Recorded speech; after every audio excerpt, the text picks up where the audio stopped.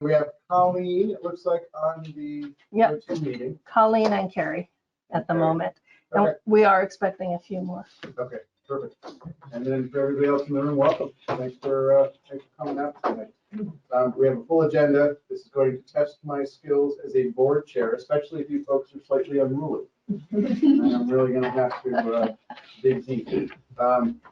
First up, I do want to welcome a new Wyndham Regional Representative. Mark Fowler is with us this evening. Mark, would you be willing to share a brief overview of Mark? And like I said, we have a full agenda tonight, right? I'll keep it simple. I'm from Dover. I'm on the River Valley School Board. Just got elected to my first term, appointed last October. My background is in IT and as a New York City paramedic. And yeah, I don't know, any questions? Any questions for Mark, a brand new board member? I'm going to make a motion that we approve the appointment of Mark Chauber as our new representative from Wyndham Region. I like that motion. Is there a second? Yeah. Oh, seconded by Jim Salzgiver from Bennington region. Bennington region. All right. Any further discussion? All those in favor? Say aye. Aye. Mark, welcome. Thank you all That very was much. painless, wasn't it? Actually, It hurt a little. are you a paramedic in Dover too? I am not. I'm a retired paramedic. The 37 years too late.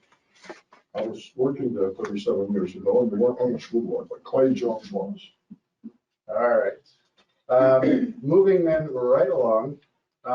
So board members will notice that we had on the agenda for this evening an item to talk about an actual perceived conflict of interest given a VSBA board member. Because of the number of items that we've got on the agenda this evening, and because I want to make sure that we handle this correctly process-wise, I am moving this to the April agenda. I want to make sure that we do this right, with everyone getting a full chance to participate in the discussion, and I don't want to do it tonight and have to cut off discussion because we've got a very important presentation on the weighting study later on tonight that's going to need probably all the time that we can give it. So we will be moving that to the April agenda. All right, moving on from there then, VSBA board committees. I want to turn it over to Sue for an explanation. Sure, I can give a quick explanation. The VSBA bylaws call for the board to have a resolutions committee. And that committee consists of the vice president, who serves as the chair of the committee, and one representative from each region. And we're going to be getting the resolutions process going soon. So we'd like to get this committee formed. And before you decide if you want to sign up for this committee, there's another committee that we're putting before you for your consideration, which is a member engagement committee. You might remember a few months ago, we added a section to the strategic plan about member engagement, and I think that's a really important topic to be focusing on for the VSBA. So we are wondering if the board might want to consider forming a member engagement committee, and if so, then you could talk about what that committee's charge would be and a timeline for that committee, and you can see who's interested in serving on it. Sure. So I do know, so when we did the strategic plan, not almost a year ago, May, June, there was a lot of discussion about member engagement, about ways that VSBA could proactively reach out to get new representation on the board, to make sure that membership, the full membership, was aware of the services that the VSBA offers, the things that they can take advantage of. And this is basically just a continuation of that desire that was raised at that meeting to actually see if we could do something about it. So the proposal's on the table then for the formation of a new committee. And just to get maybe the discussion started, that, you know, two items that could be on that committee's agenda are recruitment of VSBA board members. And then the second one that we're folding in, that was kind of related, but maybe not perfect, was implementation of our new VSBA regions. So for the folks that might be new to the board, we've currently got a structure in place of 11 regions across the state that are represented here at the table.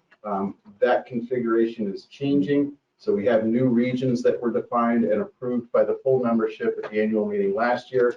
But this fall is when they need to be implemented. And so, I think the committee could be tasked with some measure of work determining how is that transition going to go? What types of communication are necessary to it? What are maybe some of the issues that we think might arise from that transition? Does anybody have a thought related to this type of committee? And that thought could also be that you think it's really nifty and you want to chair it. Well, since I'm on resolutions, that probably means I'm not going to be on that one, but I have a question. Would this committee also work on recruitment? I think you knew when I said I'd like to be the vice president, I talked about recruitment. I think we've been somewhat fortunate, but it's a challenge. As Dan knows, he's been trying for weeks, tried for months. We got a couple, still some vacancies. So I guess my question is, would that committee also maybe make some suggestions, recommendations, or plans to get new members as we rotate people in and out?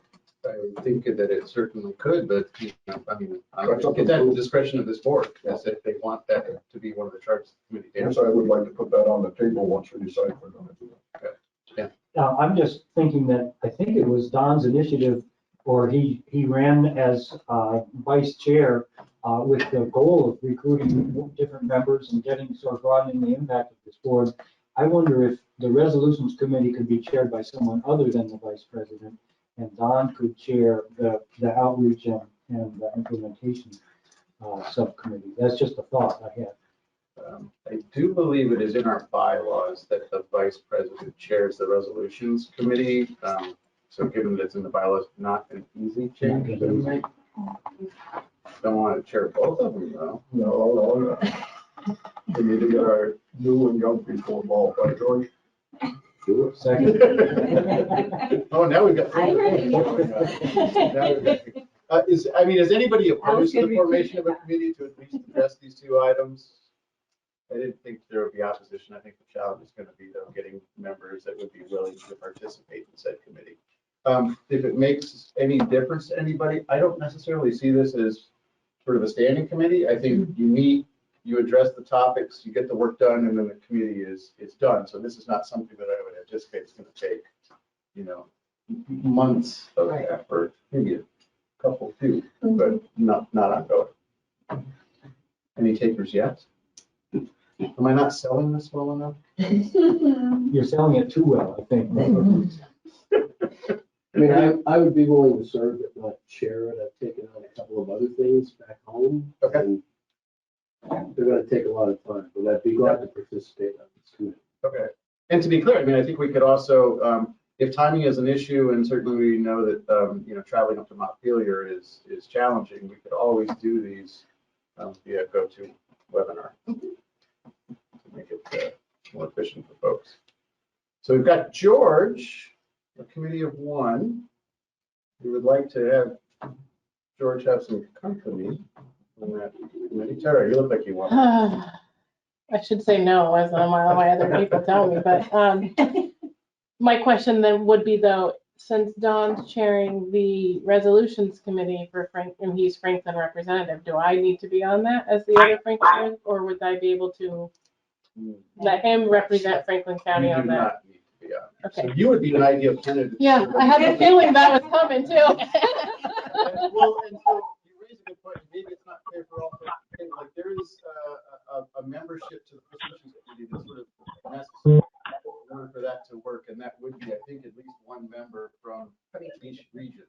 So if you think you can just sort of sit back and coast on this one and not have to get involved, you might be mistaken.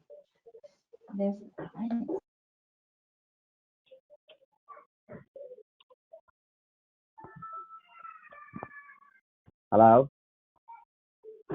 Hello? Second, I'll be on the resolution. Hi. Thank you. And so Colleen, you were likely to probably be on resolutions since I will be chairing finance.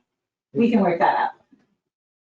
Neil, Yes. may I just speak a minute about resolutions for people who are new here? The resolutions committee, it may seem like a lot of work, but it's usually done in one day. Yes. I mean, there's prep that goes on. Resolution after resolution in the evening, just for a little break, a little fun. I usually read a few resolutions that came in. But, and certainly you try to get the word out to everybody in your district, resolutions run this organization. But usually it's July, it's usually on the third Thursday or Friday or something like that, and you come here, what, 4 hours, maybe 4 or 5 hours? Yeah, maybe 4 hours, maybe have dinner, I and apologize. And we can also, once the resolution should come from the membership, and two, if people here within want the resolution, then we'll bring it to the board and say, I remember about this resolution. They can do it. And that's pretty much it. The annual meeting, when we explain them to the voting members of our membership of the VSBA. And I have found that during my time here, that not everybody makes the annual meeting. And if they do, they don't all make the meeting where we do the resolutions. It's great if they are there, but the big thing is the day in July. I think that sums it up pretty well. So it's not, I think this committee you're forming, you have some volunteers for it, great. I think it also needs to make sure that it's fairly regionally represented, because I don't feel that one fix works for every place in the state. So you can bring something to it, and I think it's good that we have some regional representation already. Well, I think we need to twist the arms of anybody that we can get from this. Can we tell them our link sheet on? So I think what I will do is, so it sounds like there's interest in having this new committee. We're required to have, excuse me, the resolutions committee.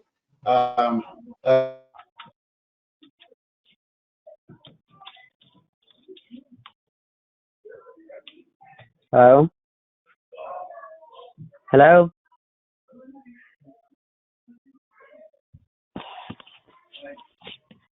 Hello? Hello? Thought you left conference call. Hello?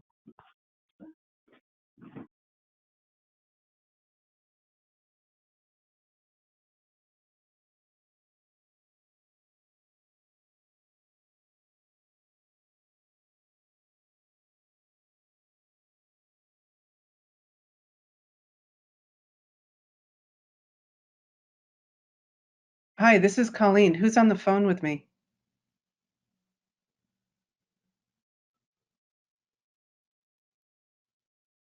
Okay.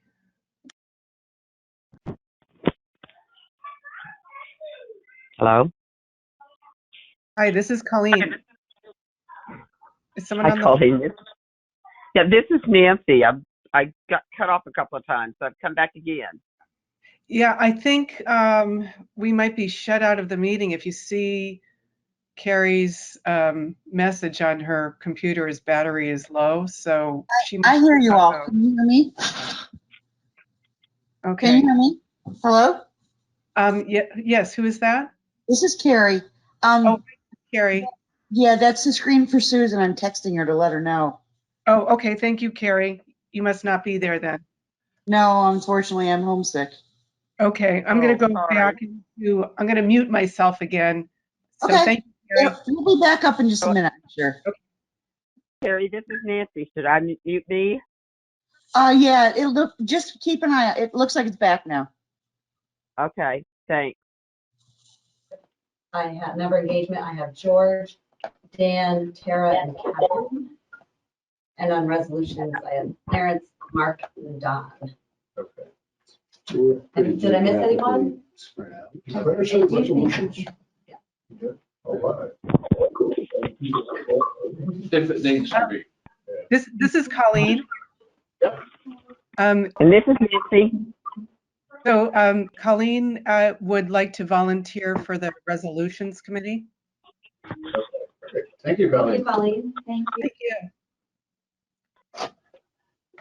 Was there You someone wanna else? wait? You want to do one or the other? I'm gonna wait, but you can choose. We can see what happens. All right. Whatever, but thank you. You're not required. I appreciate the people that stepped forward this evening. We'll start with this list, and over the next month, we'll send some communications out to both groups to see if we can flesh out the rest of the membership with the goal of having everybody fully identified by the April meeting. Now, is everybody in agreement with the charge of the new committee? So we'll do member engagement, regions implementation, and was there anything else that folks thought that that committee ought to address, assuming that sort of falls in that general scope? But I'm not sure everybody else thought it was a good idea. Would we let the other boards know about resolutions coming from the field, let's say? Yeah. Any thoughts from them? And maybe have them get in touch with you guys if they have a thought on it, so they put it in the right format. And Yeah, maybe so give some feedback on, well, this may or may not work because of. So that's typically how the resolutions process works. So what happened, well, communication will come from Sue around about the time that we need to ask for those things. They come in, the resolutions committee meets, they review each of the resolutions. If a resolution isn't quite worded the right way, or the resolutions committee thinks that it might be better if it was worded differently, we get back to that submission board and let them know that that was the position. So maybe we should just say in our efforts, if you have a thought, contact the resolutions. That'd be great. That makes sense? Yeah. Okay. That'd be good recruitment. That'd be good. Because I can't tell people often enough when it comes to resolutions. Okay. I think we're on path forward on that one. Sounds good. We'll have it fully nailed down by April. Okay. All right. Moving on then to, let's talk about S226. This is changes to the statewide budgeting act. Yes, I can fill you in on the latest on S226. S226 was recently voted out of the Senate Education Committee, and I'll let you know what is currently in that bill. It removes, this is about statewide bargaining for health insurance and health benefits for school employees. It removes superintendents from coverage. It allows removal of commission members by the appointing authority without cause. It requires school districts employing a member of the commission to grant time off to attend meetings of the commission. Gives each side the ability to appoint up to 2 alternates. It appropriates funds for per diem and expenses of the commission members. Removes the requirement that premium responsibility percentages for each plan tier have to be the same for all participating employees. It allows the commission to negotiate statewide grievance procedures. It disallows the parties from changing their last best offer after the arbitration hearing. That's something that occurred this time around, and it will not be allowed going forward under this bill. Requires commission members to include a cost estimate for the term of the proposal with a breakdown of costs borne by employers and costs by employees when they commit their last best offer. It also has additional requirements on the arbitrator that the decision has to explain in appropriate detail the rationale for selecting the last best offer. Because last time around, the decision did not have any rationale for why it was made. Requires the commission to request data and information it needs from districts on or before October 1, and it gives districts up until February 1 to get that.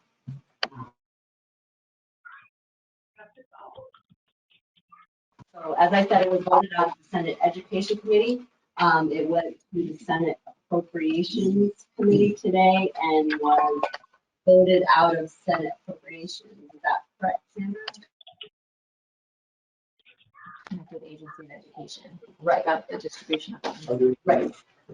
So it was voted out of Senate Appropriations with the just a sort of a mechanical issue as to the appropriation of the funds, how those are going to be administered. And they're checking with the Agency of Education about having the funds go through the Agency of Education to be paid to the commission members for their per diem expenses. That must be a sort of a miracle for appropriations to take an education bill and put it out now. I know. Yeah, they're doing things rather quickly over there right now. Thank you, Dan. No, on the other hand, I think that was only $17,500. Right, it wasn't a lot of money. Yeah, you're Evan, right. did you have your hand up or? Well, I do. I wasn't. Are you ready to go? So there was a discussion last meeting that there was going to be entertained appointing somebody from a different agency, so you would have a odd number of. Right, yes, that had to do with the VHI board. Okay. So that's not in this particular bill. This board looks like it's still even, it's 5 and 5 or. Yes, 10 and 10. correct. So our recommendation for the changes was related to the VHI board, not to the bargaining commission. So we didn't have any recommended changes, other than the alternates, which was, I think, proposed by the NEA. So that's why you see 2 alternates for each side now. Jim first. It sounds as though there are a few more points included than we had expected before or had been indicated before. Just kind of curious of, probably be helpful, what points that we were seeking to have in there are not in there.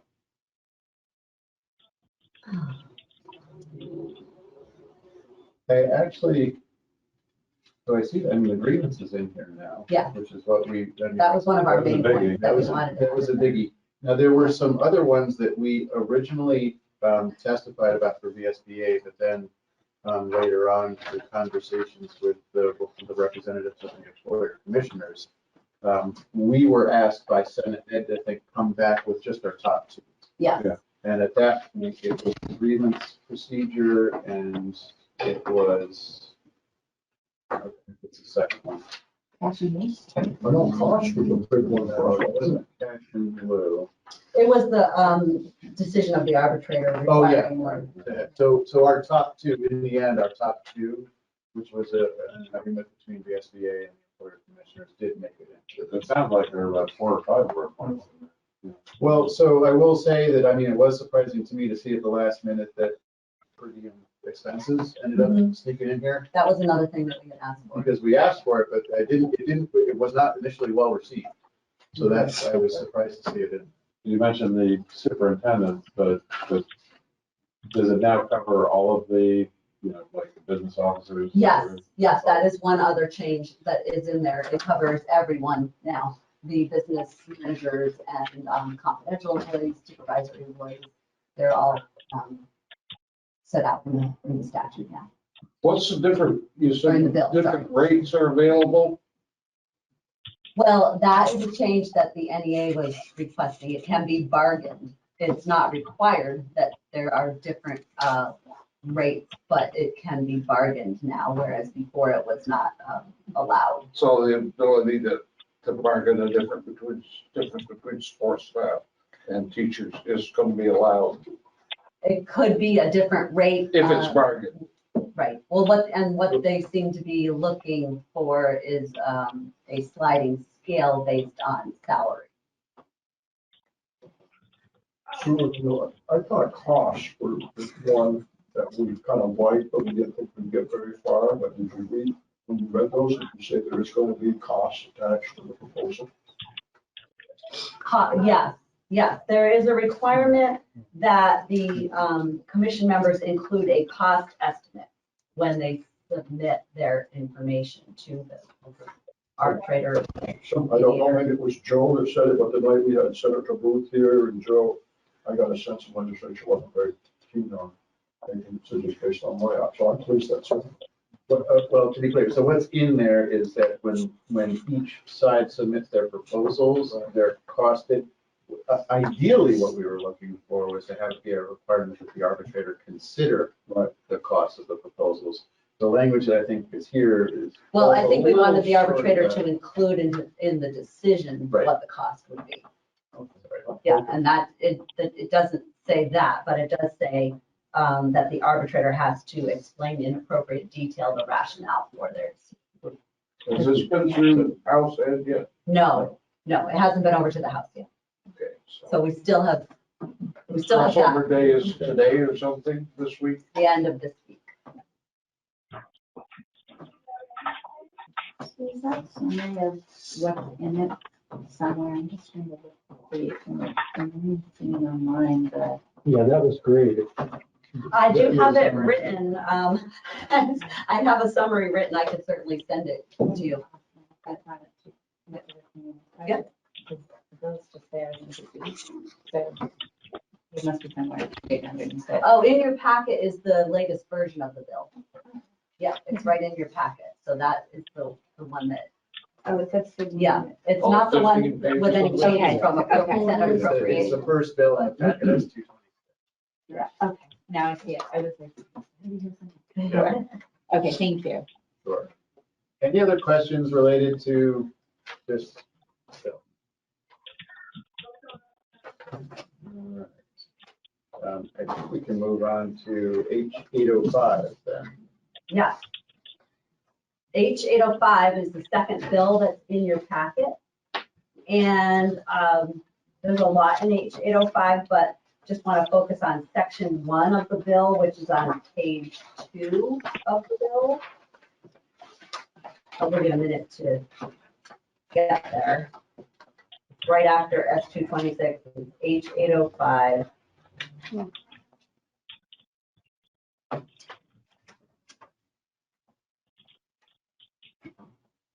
And it's page 2 of 6. And the language that, the underlined language in the middle of that page, which states, while under contract, the teacher shall have the right to interview for, be offered, and accept a new teaching position for the next school year. Just wanted to explain the current situation, which is that teachers who are under contract for a particular year, say they're under contract for the year that, school year that we're in now, the 2019-2020 school year, they would have the ability to interview for, be offered, and accept a new teaching position for a future year for the next school year, 2020-2021, as long as they hadn't already signed a contract for that year. The added language in the bill gives a teacher who's under contract for the same school year as the job they're seeking to obtain the right to interview, be offered, and accept a new teaching position. This essentially allows the teacher to break the contract in the first district in order to accept another contract for the same school year. There is a draft memo that was provided to you in an email today, and that is a memo that could potentially be provided to the House Committee on General Housing and Military Affairs, which is considering this bill.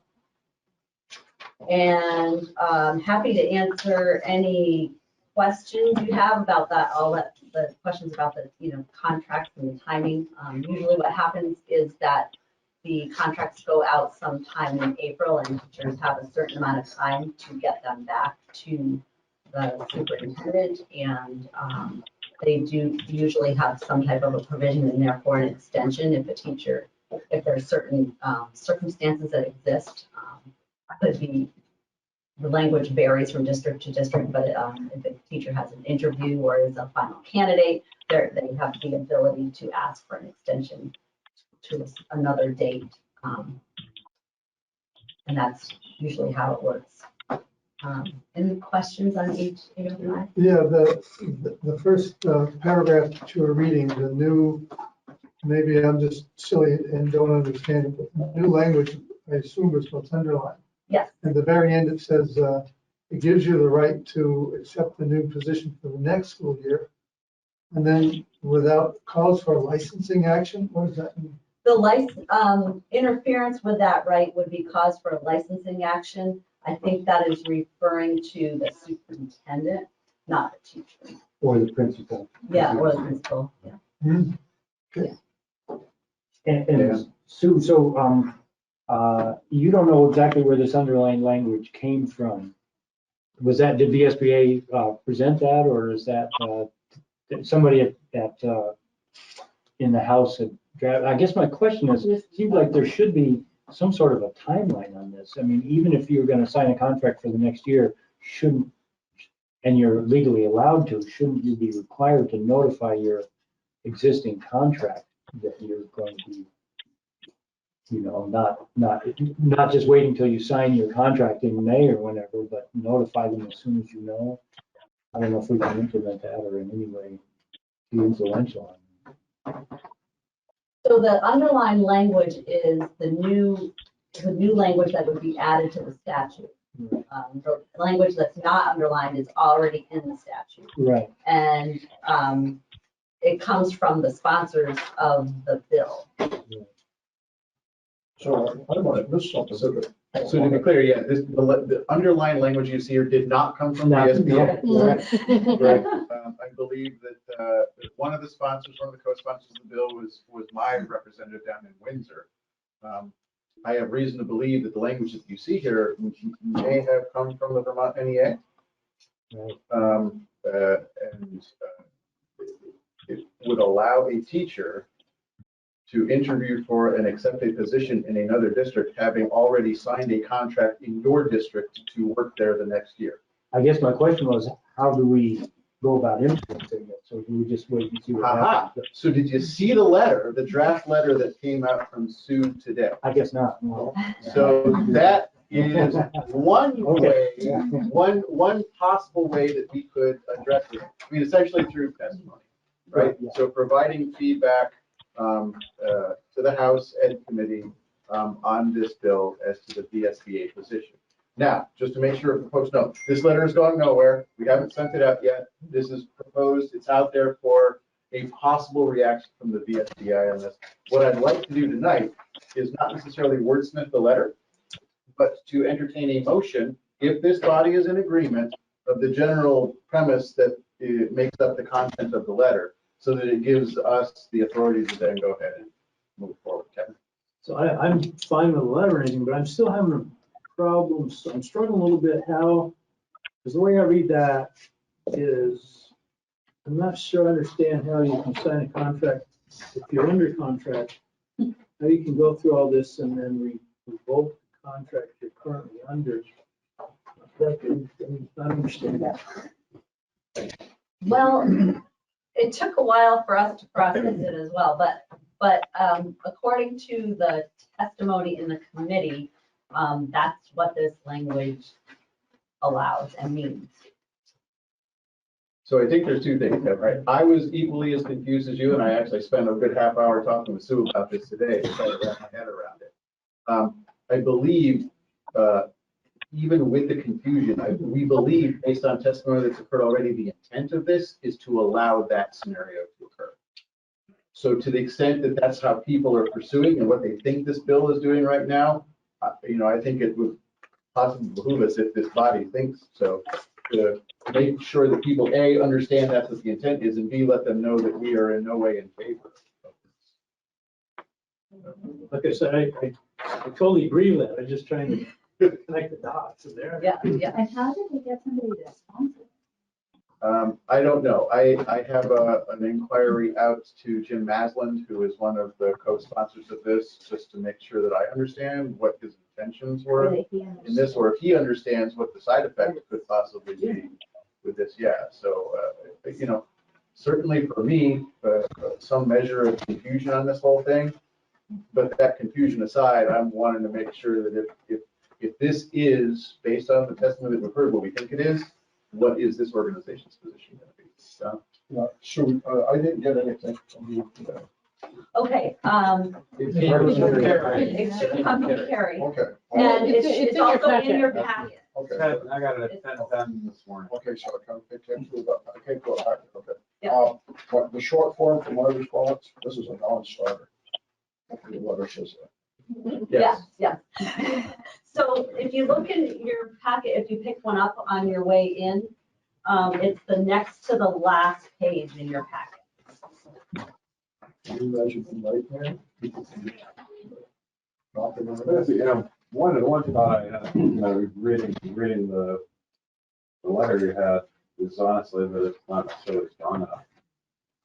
The note that you're sending in, because just, essentially, because you're trying to make the arguments as to why this wouldn't work.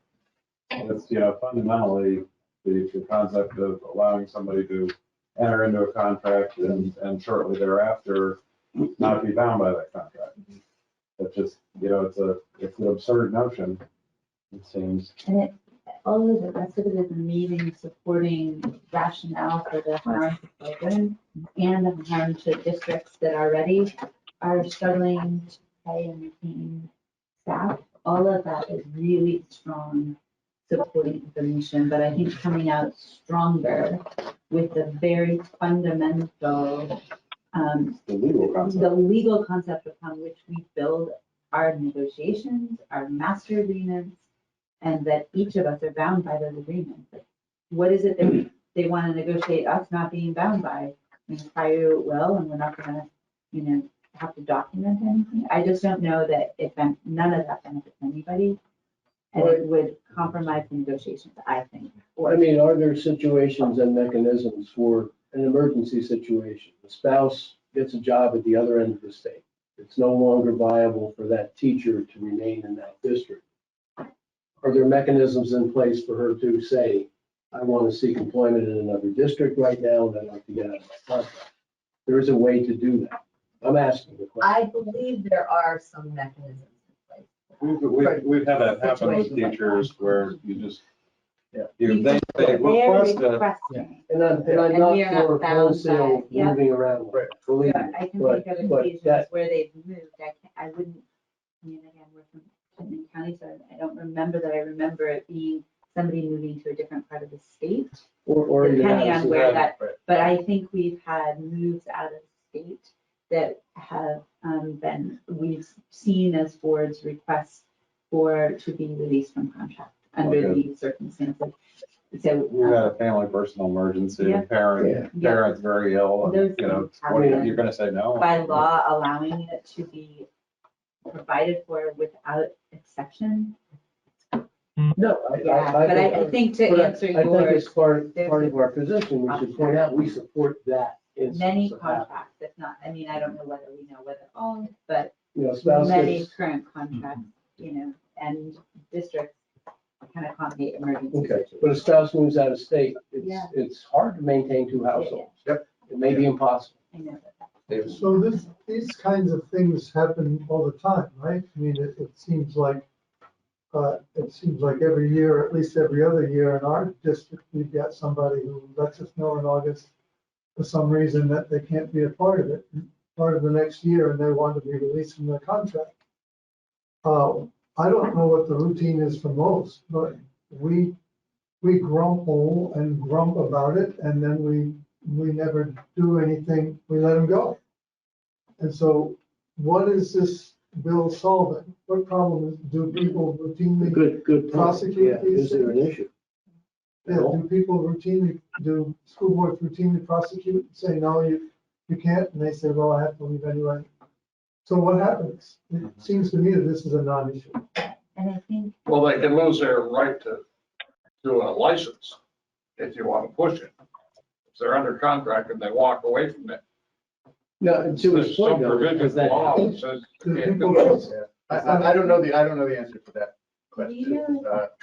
Susan, jump in first. I'm speaking for Colleen, Oh, please, thank you. who is asking the question, what is the VSA position on this? The VSA position is the same as what's outlined in the letter. And there have been a couple of superintendents who have gone in and testified against the bill. Lance? I just happened to look at another provision of the bill that scares me a little bit. It talks about probationary teachers and it talks about just and sufficient cause. First, probationary teacher, you don't have to offer a new contract if you don't want to. And now they're telling it, you've got to have, this bill is saying you got to have just cause. Is it underlined in that Yep. section? No, it is, but Yes, it is under C. It is under. Underlined, so that is an addition. you know, that scares me as much as this other contract thing. If you got a probationary teacher that's just marginal, when they're probationary, it's the time to replace them, you know? And you might not have, because they're marginal is not just cause. Someone who wants to take you the challenge for it, no, we don't need that. It's starts on line 7 on page 3, where I'm talking about. But as far as the other thing, I don't think they should be able to, you sign a contract, if you want to go find another job, you need permission to do that. I'm sorry. Yeah, so Clarence, just to clarify, that's not new language. That's in the statute now. The new language in here is stuff that's underlined. So just C. Well, I'd like to see it come out of the statute. Yeah. That's, I didn't believe that was there. Yeah, well, I see now the reference to the underlying language, I think, which references the, Dan? So I just want to agree with others who have said, I think none of us want teachers who don't want to be in our schools. We have released people from their contracts before as well. So I know you don't want to, legislate by committee here, but maybe some inclusion of that, but still, like Kim said, disagreement with the concept of them being able to accept new jobs. But with some acknowledgement that in general, people are going to try to be reasonable if somebody's moving emergency. Yeah, so I think what I'm hearing is that, I mean, at least for the folks around the table, that boards now have the mechanism available to them, on a case-by-case basis to deal with this. And that any change to existing statute, we feel isn't necessary for these cases. Kevin? So if we tip our hat to that it's a common practice to do that, does that open the door to become a point of bargaining? It won't let me see it. I would, So you're my almost gut answer is not if it's in conflict with state statute. Right? You're almost opening that door. So the process is already informal. Let it just sit there and not make it part of this conversation. Because if you include it into the conversation, it's just a stepping stone to either support this or come back with. Well, I don't know, I guess the way that I'm thinking about it is I don't know if it's necessarily informal. I mean, the request would have to come before the board and the board would have to deliberate and then vote to either accept that they're going to release the teacher or say, no, you're bound by a contract that we signed with you and we're going to enforce that. I guess, yeah, I understand all that, but I guess my point is if we say that as part of this testimony, that this is a common practice, it just opens the door for that to become a bargaining issue or a next step to support. Maybe it's not common. I think I definitely would be objecting to us using the word common, but there it is within the authority of the districts to honor extraordinary requests. What this law is asking is that people can actively be pursuing employment openly while they are under contract, and that is not cool. I bet that's even a question they ask, whether or not you're currently under contract. Wouldn't another employer almost need? That's School Spring. That's what I'm thinking. Yeah. I think there's a quick box. I know with the superintendents, they do Yeah. ask that question, if Yeah. you're already under contract. Yeah. So, yeah, I would agree that we'd be at risk if we suggested it's commonplace. Let's just codify it. Would be what their argument back us probably would be, but I think rather that we indicate in extraordinary circumstances, we're aware that districts have their individual ways of handling these situations. But I think I probably can't speak for everybody. I was just trying to look to see if it's spoken to at all in our contract. And it's not yet, but I think our district's contract. But that seems to fortify the argument that they do not need to add the underlying language to the legislation. Right, there's no need in extraordinary So I think it's circumstances, that's the case, but this is a systemic dismantling essentially for challenged districts and codifying that in law would be really. Because right now, technically, isn't it just, it's a request to be released from contract, and then you either say yes or no, based on circumstances. So it's, you don't put in a contract, but, oh, this contract can be terminated under, Yeah, I mean, I'm just, we've got different recall rules out the wazoo than our ability to release people. This is crazy. Kim, you say that School Spring has that check mark. I was wondering, I feel like I saw it. It's amazing. I mean, it's a recent experience with some School Spring postings. You get a lot of people applying for a job that say, can you start immediately? And they check yes, and you dig on, and they're under contract someplace, working through till June, and yet they just tell you they can start automatically. There's no truth in lending on School Spring. I mean, what we do in a case like that is put them in the pile. We're going to interview. They're going to lie on the application. We don't even want to talk to them. That may be a little coarse, but that happens in real time. So what I'd like to see if we could do is condense this down into a motion that gives this body then the authority to go ahead and move forward with a response to this bill and some testimony.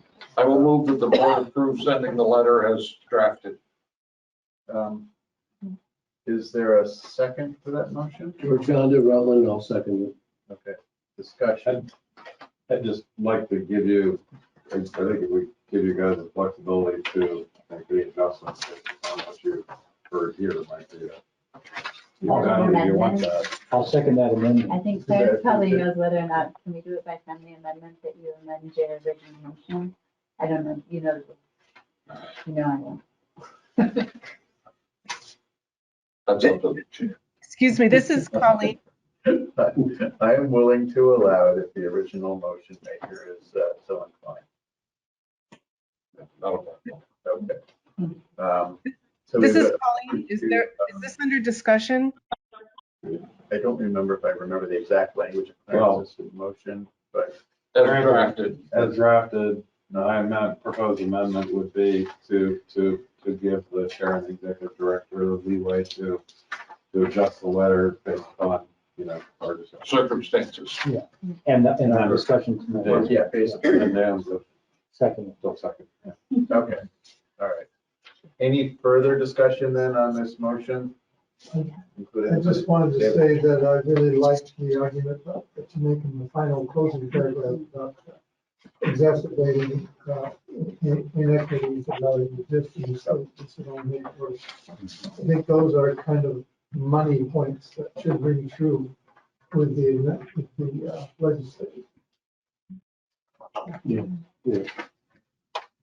One of those I can't argue against. All right, if there is no further discussion, then I'd like to vote on this. All those in favor of the amendment first, or? Well, it was friendly amendment, so I'm assuming it is now just included with the motion. So all of those in favor of the motion, including the friendly amendment, please say aye. Aye. Opposed? Aye. That is unanimous. Thank you, board. So we will get on this quickly and probably maybe we get the letter out tomorrow. All right, we're pretty good on time. Yeah. Other legislative issues update. Andrew. Yeah. So I'm going to highlight a few more pressing issues that we're working on right now for you, and I recognize the time, so I'll do so as quickly as I can. H935 is the proposed revisions to the pre-kindergarten, currently Act 166. So I wanted to highlight for you right now what version, boy, I'm not even sure what version we're at, many versions. It's a 30-page bill at this point. And so here are some of the highlights. It clarifies the definition of a pre-K child. Changes that from currently it says 3, 4, or 5 years old, but not eligible for kindergarten. And this would change it to say 3, 4, 5 years old. I'm sorry, currently it says not enrolled in kindergarten. It would change it to say not eligible. So if they're age eligible for kindergarten, they cannot access pre-K dollars unless they have an IEP. So that's one change. Another change would bifurcate agency oversight for public schools for health and safety only. So currently, Agency of Human Services oversees public schools for preschool for health and safety issues, and this would remove that connection, asking the AOE to adopt anything that's not already covered in many of our rules, to look for those gaps, identify them, and address them. AHS would still be involved though for the STARS, which is our quality rating information system. School districts would no longer be required to apply to expand or initiate a pre-K program, but would need to notify stakeholders within 1 day of listing a discussion of such on their agenda. So this gives a little bit more freedom. Right now you have to apply and you have to do a community needs assessment and show there has to be a review that there is a need for pre-K in the community. It's quite a process. This would allow you to have those conversations without going through an application, but notify your stakeholders that you're about to have these conversations. The removal of the responsibility of school districts to monitor the compliance of private providers and to provide immunity from liability in the event of misconduct in a private program. So this provides some legal assurance for public schools. There's a bit of a, right now there's a chain of liability because we issue payment to a provider, and this would allow us a little bit of protection. Two exceptions for that are unless the misconduct involves special ed staff that was sent by the school district, or unless the school district has knowledge that the program has violated health or safety regulations.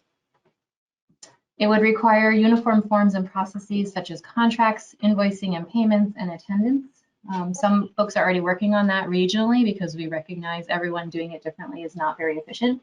This would require the state at a state level for this all to be uniform. And it provides for many studies to include the development of a 5- and 10-year vision for pre-kindergarten, to look at workforce capacity and the estimated costs and aligning credentials of lead teachers with current best practice, the provision of and payment for special education services to children who attend programs outside of their LEA, bridging childcare, early ed, and the needs of working families, the feasibility of having 4-year-olds in kindergarten, and a grants program to establish additional regional pre-K coordinators to help folks on the field.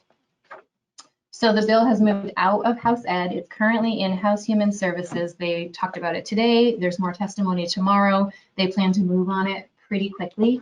I may be testifying tomorrow. We're in discussion right now, but we're ready to testify. We're prepared if they agree. Any questions on pre-K before I move forward?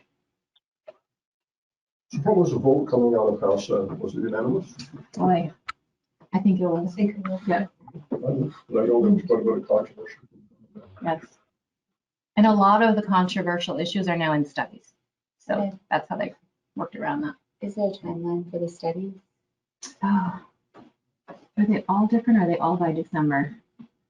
So they may be, results might see action in the next session? That was the hope. Okay. Yeah. Okay. Okay, school construction is H209. Currently, the bill would provide $1.5 million to complete an assessment of public school buildings. This would come out of the surplus in the ed fund. The bill has been discussed in House Education, House Institutions, and as recently as yesterday in House Ways and Means. House Ways and Means is very interested in asking for recommendations for prioritization of projects. As part of that assessment, they're asking for this group that's going to come together to do the assessment to also suggest, and how will we prioritize what needs to happen first? And they would like this group to consider the potential of school closures as a factor in that prioritization. They also want to consider technology needs, which is something that leadership teams of many older schools are currently grappling with. So that was an interesting component. They want to make sure technology is covered in this assessment. So right now, it's an assessment. That's what's in the bill. Questions on that one? You mentioned school closures, and do you have any further info on that? It was a very quick conversation, and essentially they were saying, you know, we're still in changes around Act 46, and so as we're assessing these buildings, there has to be a conversation about, and how long do we anticipate this building to be open? Got it. Right. Okay. Has to be a factor. Right. Yeah. Okay.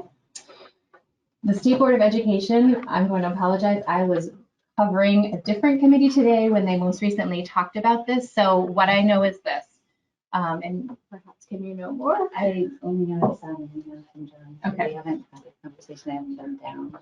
Okay, so as of this afternoon, right before the waiting conversation started, Senate Ed passed out S-166. The assistant transitioned out of her office to go down to the people waiting meeting, and so she did not post the most current version, which is 3.1, so I cannot reflect for you. What the minor changes are, my understanding is that the duties did not change from 2.1 to 3.1. So if you're interested in seeing how the breakdown would happen, you could look at 2.1. And that's what I know as of Was this 2.1 the original language, or did that mean for the agencies? I do know that some of the group is looking for a negotiated settlement, basically. I think it's the negotiated settlement language in 2.1, and then there's some small changes in 3.1 is my impression. But we don't have 3.1 yet. Yeah. That I had just heard from John that it looked as though he and Emily had arrived at the consensus, and then the next time it was referred, it went back to the original agency. On their side anyway. I don't know that that was the bill, but that they came back to the table after having agreed to a list. Was this in the last few days? I looked at the email yesterday. Okay. But I'll look, and I'll certainly know more later. So anyway, there were a few rules that we tried to look from the State Board of Ed standpoint at the rules that should stay in the domain of the State Board of Ed would be those that are largely the what do we want. So in special ed, how is that being defined and what do we want out of it? There's a ton of how in all of these bills, so they are really not easily parsed out as just the big what, and then just the hows should be all, the administrative things should be all rules that can be promulgated and dealt with through the agency themselves. So we tried to put that lens on it, taking the big issues, like quality standards and the larger what questions, and keeping those rules with the State Board of Ed. And the how rules down below was our proposal for those things. And there were one or two that we moved down, and honestly, something like special ed funding, if it were in a rear view mirror, might be in the how bucket, but it's in a very current window around a broad change in financing, and that rules process absolutely needed the mediation of this. So, so anyway, with that, I mean, we're going to back in. It was a little bit of a challenging process as it has been. Thank you. Jim, actually, it's a question for you. When you say you're in there talking with these people, are you in there as a member of the executive committee of the VSBA? No, John Carroll Yes. who's the chair of the Yeah. State Board of Ed, Yeah. has been testifying. He asked if Peter Phelps and I would join him. The only time I actually testified was on proficiency-based funding, because we had convened a conversation around that topic, and I authored on behalf of our board a draft of the report of that. So then I testified.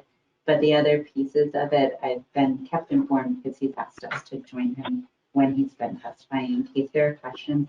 I've been the liaison from the state board with the advisory group that's doing the funding for special ed. So that's probably partially why, and Peter Peltz's history in having been in the legislature and chaired the education committee has been a really valuable asset. So just to be clear for board members that may not, but Kim sits on the State Board of Ed.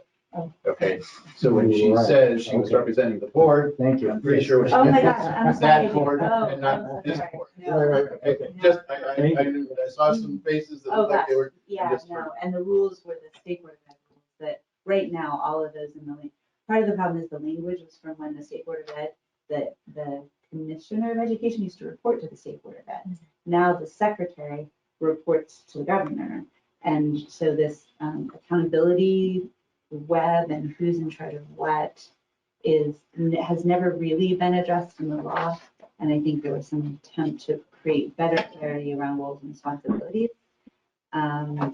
and better clarity around when it is state boards to take rules through the rulemaking process, and when some of them are really, we're not adding value to the process when they come before us at the State Board of Ed. So Yeah, so that's what this bill is. that's what attempting this bill is. But, There was I'm also, looking at the clock though. yeah, folks, it and just I'm came up smelling dinner out as a there, strike so- all, get rid of the state, I think is what it's called. I just want to say, I strongly support having a strong state board of ed, and I have less faith in the AOE where I'm coming from, and I wouldn't mind having that as a resolution of the folks here tonight, if it would help you, Kim, or whatever. I don't want We to take already any more have a time. resolution in the books related to support of the State Board of Ed and the duties of that versus AOE, I believe. Right? I'm just Why trying don't to- we review that over dinner? Let's get more of the smells wafting in here. But I just want to give Sandra time to finish up, right? So. Sorry. So just two more topics. So contraceptives, H663, the current bill includes topics beyond the scope of schools, including insurance coverage without cost sharing and the prescription of hormonal contraceptives by a licensed pharmacist. But the focus specifically that affects education would be firstly to restate the current law regarding health education. And by secondly, requiring school districts to make condoms anonymously available at no cost to students in secondary grades, and that's defined as 7 through 12. The provision would be coordinated through the school administrative team and the nursing staff. Department of Health and Agency of Education would work to continue to support schools in providing health education in an inclusive manner. They talked specifically today about being sure that health education includes representation of LGBTQ, they said, plus. And the health department would be tasked with communication of the statute should it pass. That's where we're at with that one. Any questions? Okay. The last one I want to talk about tonight is locally sourced foods. It's S273. This would provide voluntary incentives for schools to purchase locally produced foods with a goal for schools to purchase at least 20% of food locally by 2022.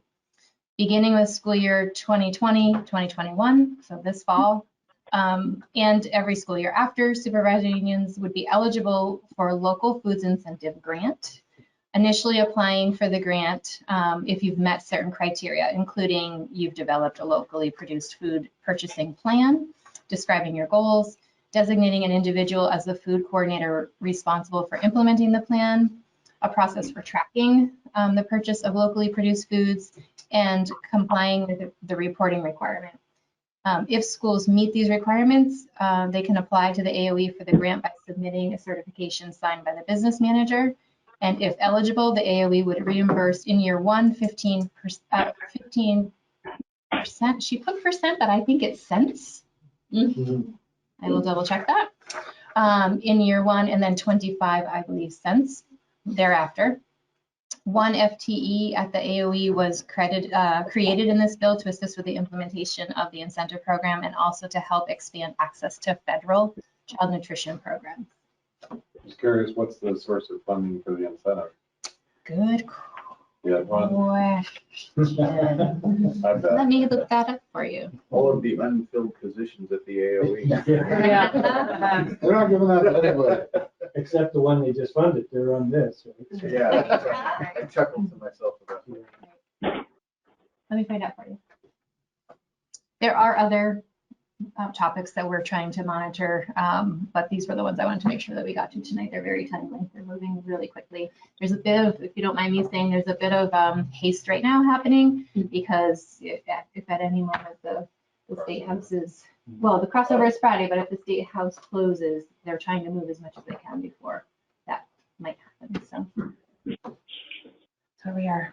Dan, are you gonna keep us from? If everybody's done, I just wanted to introduce Marlboro School Board Chair Doug Corp. Hi. To listen in on the conversation. Sure. Welcome. All right. If there's nothing else, then let's eat.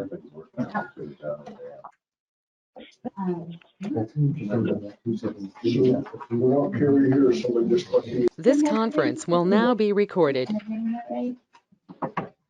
I think so. Yeah, that's what I'm saying. I'm sorry.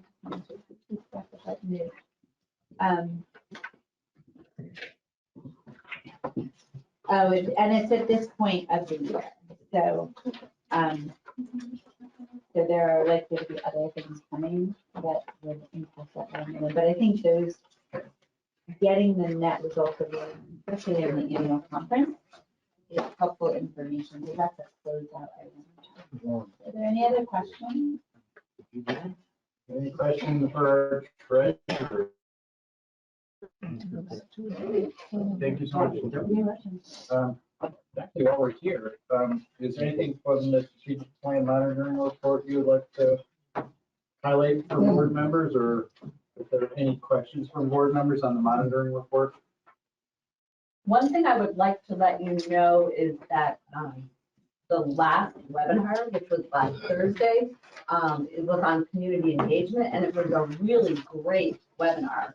Jen Bossagern, who is a superintendent from Kingdom East, was our main speaker, and she did a wonderful job, and there's a lot of great resources on that webinar, so I highly recommend it will be on the website. You'll be able to watch it, listen to it, and also the resources should be there as well. So if there's anything that you would like that she mentioned in there that isn't there, you can get in touch with me, and she said she'd be happy to provide it to any of the boards in the state.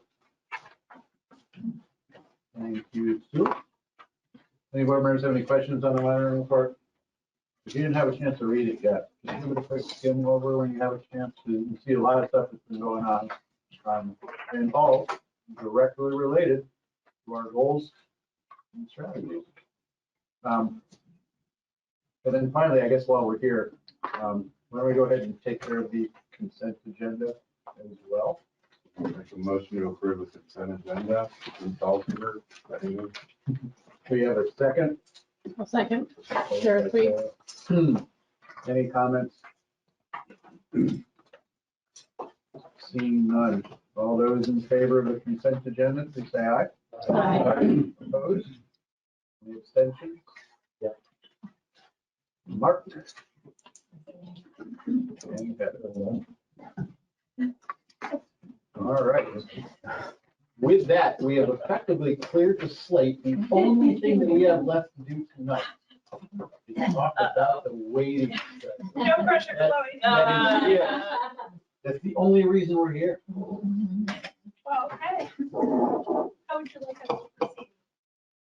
I think this is Chloe, I thought it would be helpful for you to go first. Sure. Is that okay? Sure. And we do have your presentation. There it is. Sure. But we need not follow. Yeah, you do have, however you two think would work best. Okay, sure. I'm half a cookie in. You never know what you're going to get at 6:30 at night and half a cookie in. So my name is Tammy Colby. I'm a faculty member at the University of Vermont. I'm one of the authors of the waiting study. How many people have heard about the waiting study? How many people are a little concerned about the waiting study? What are your concerns? According to my district, it's gonna make our amount go up. I already got called on the carpet. Which district are you? I'm Fletcher School District. Fletcher, okay. And we got called on the carpet at town meeting, or prior to town meeting, I should say, social media warriors, about proposing a budget without knowing what was happening with the weighted study. And I told him at this point, we can only propose a budget, and we also had a separate amendment for building improvements based on how it's currently funded. I mean, this waiting study is out there, we're watching it. I even mentioned being on the VSBA board, that, we're watching the study and, we'll see what happens, but I can't make decisions based on what it may happen. So. Well said, concerns, please. I had two items. And which district are you from? From Bennington, Rutland, Okay. to Concord Green. Okay. Two things. One, the numbers with the original study, the 2018 figures that were an indication of how it would impact individual districts. Yeah. Versus the JFO numbers Yeah. on the 2020. The results seem to be very different for Yeah. some districts. I'm trying to understand that. Okay, so we'll talk about that. The second thing is, and then those results versus the results on special ed block grant Right. being drastically different. Okay. I'm trying to understand. Okay, that's good to know. Helpful. Other people who concerns? Please introduce yourself, though. We're all friends. I'm Don Collins, I'm in Franklin County, and I'm on the Missisquoi Valley School District. My concern, after reading education reports for 50 years, this was one of the best ones I've ever read. Well, thanks. So my concern is. It's too well written. I think it's very well written, but my concern is that this will go the way, I served in the Senate 8 years. Yeah. This will go the way of summer study committees. It go on a binder on somebody's shelf in some committee room and say, well, they did what we asked. Yeah. This report needs action, regardless of what the action outcome may be. It should not be buried. And my concern is our legislature right now is trying to wrap up. Everybody's concerned about the virus, that it will lose momentum. Whether you're for it or against it, it really needs to be aired throughout the state. There needs to be a really comprehensive plan to get into every nook and cranny and really take this thing out. But no, I love reading reports, and I've done study committees, but you and your group did an excellent job, in my opinion. Other people have concerns. Please. Not a concern, it's just a statement that Kevin I missed Hansen, who your name Kevin was. Hansen, I'm Addison, I'm Addison, actually the Mount Abraham Your man, Unified okay. District, but it's penalizing our district in a time when obviously we're Yeah. struggling with declining enrollment and underutilization of facilities. And hitting up against that for people. Yeah, okay. Then from active Western and I guess my concern is that it is rich with information, which I think is amazing, that hopefully informs the system as opposed to a knee-jerk reaction to make up for losses or whatever that momentum is. I think that throws money at potentially just the tax rate without informing improvement in instructional performance. So that is my single biggest concern, that it be acted upon too quickly, but that, of course, similarly, that it not be acted upon and it not be acted upon in a thoughtful way. Other concerns? I always like to start with the concerns because I think that helps at least Chloe and I know how to address the questions. Please. Oh, okay, Dan MacArthur from the Marlboro School District. And I guess, Oh, we heard lots about I lots from imagine, you just a few hours ago. I think having sat at the Wyndham Central Supervisory Union Board meeting, some districts, some schools within the district were going to see their rates go up. Yeah. Many others were going to see their tax rates go down. I guess I was heartened to have the chair, Rich Werner, who's the chair of the Dover School Board, who would be somewhat penalized by this. I'm not sure that's what the right word to say. I am supporting immediate implementation because I think it's the right thing to do, that we begin to address there being equitable financing throughout the state. So this is one of those times where I have to put on my researcher hat, which says I'm going to try to walk that line of being the objective, nonpartisan, non-opinionated person on this. I live in Vermont, I'm a taxpayer, so that probably means I have opinions on this. But my role and the role of my team on this was to do an objective research study. And so I hope you all feel like the results were objective. That said, there's been, as we can already hear around the room, like this is a really contentious, difficult issue because it hits at the heart of what lots of school boards and school budgets constantly have to contend with, which is this tension between spending, right, and doing what's right for our kids, doing what your community wants you to do, and tax rates. Right? And that's part of what makes our funding system unique in a good way and potentially a bad one, right? And so the funding system is what it is. And the funding system that we have right now, we can talk about CLA and all those things, but this study deals with the other part of the funding system, right? And that is the funding system that is intended to sort of equalize the tax rates. And I could go through all my slides, but I think it might be more beneficial for all of us to have more of a free-flowing conversation. So maybe I'll tap into the slides in a minute and ask you to move some slides. But, the real tension here, and I think this is what I'm hearing from you and I'm hearing around the state, is this tension between the idea of what is appropriate amount, what is the appropriate level of investment in my school district, and what it is the tax capacity of the school district is. And under the current law, our current formula, right, has two parts to it. Oftentimes we think about the taxpayer equity part because that really is what we have been focused on for 20 years, right? What this study fundamentally does is it says, you remember there was a second part to the formula, and that was the idea that we were going to equalize costs too, not just taxpayer payments. And what that means in sort of, I guess, nuts and bolts terms is that, you know, the idea behind Brigham and behind Act 60 was that any school district that, I'm going to make up a number, $12,000 per pupil, they usually have the same tax rate. But what the formula was supposed to do is say that that $12,000 should be adjusted for costs. So recognizing that $12,000 in real dollars is not the same thing, that we needed to adjust those costs before we have said that we should pay the same amount, we should have the same tax rate in two places. And the weights are the mechanism by which this adjustment happens. So if the weights aren't working, right, then the formula is not working. So what our study fundamentally says is, guess what? The weights aren't working. And the weights aren't working for a couple reasons. And the analogy I've been using is, imagine this, that you go to the dentist's office. And it's been 20 years since you went to the dentist's office. And 20 years ago, your dentist may not have paid a lot of attention and taken films and all those things for your cavities even then. And all of a sudden, 20 years later, you go to the dentist's office and you got a bunch of cavities. And you've got a lot of work to do on your mouth.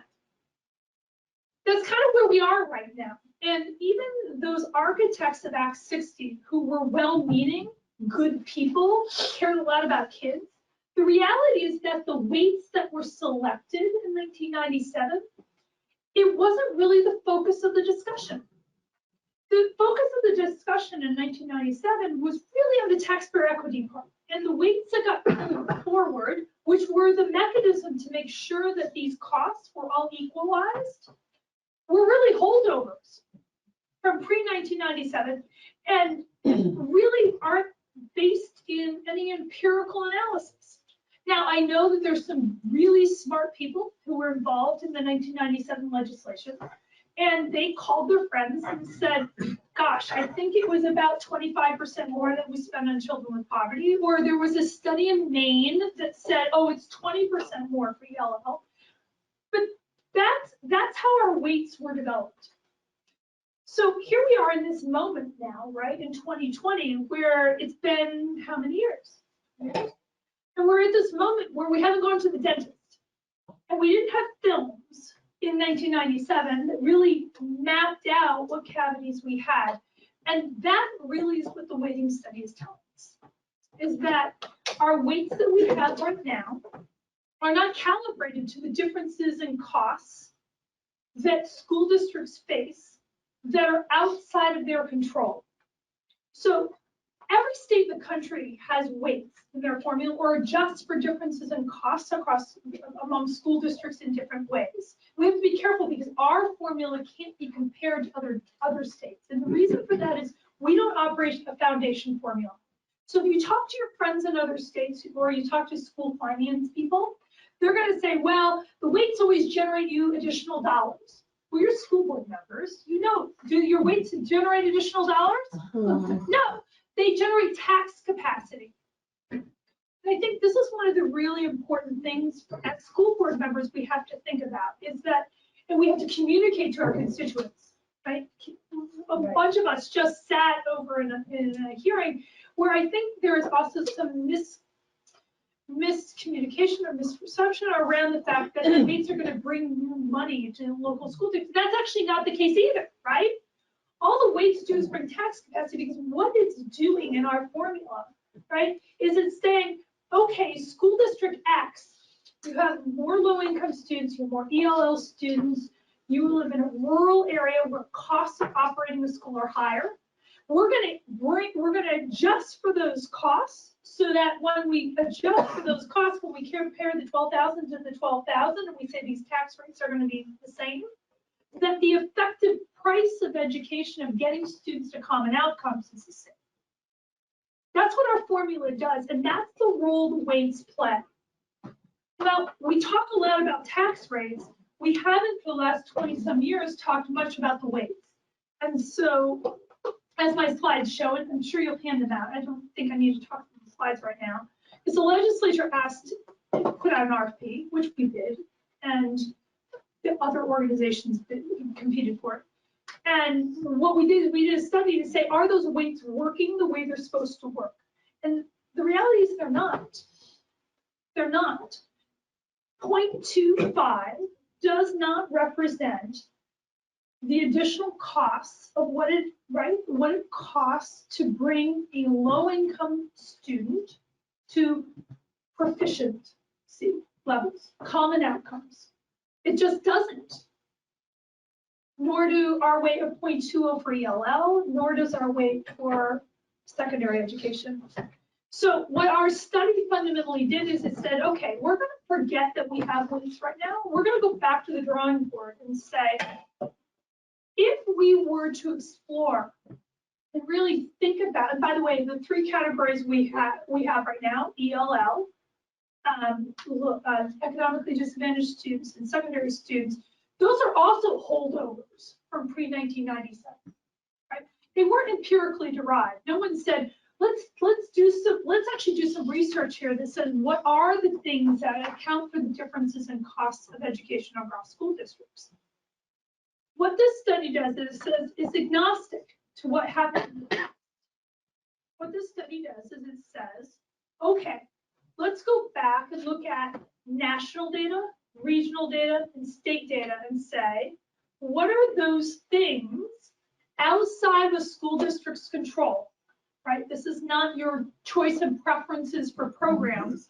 What are those things outside of school district control that account for differences in costs of getting students to common outcomes, right? Forgetting about what we're doing right now. And what this study finds is using the most advanced, right, commonly accepted school finance research methods in the country. What this study shows is that actually we need to think about a broader range of cost factors. And those cost factors are those things that account for the cost differences. And so right now we have three, right? Economically disadvantaged, ELL, and secondary schools. What the data bear out is actually it's a broader range. And it certainly includes economically disadvantaged students, ELL students. But it also includes these other things, which are not just secondary students. Currently, secondary students encompass grades 7 through 12, our weighting does. But when you look at the data, the differences in costs are actually 6 through 12. And you can see that there's actually a difference in costs between grades 6 through 8, 9 through 12. But it also says that we need to recognize economies of scale. And that is the economies of scale that occur when we operate small schools.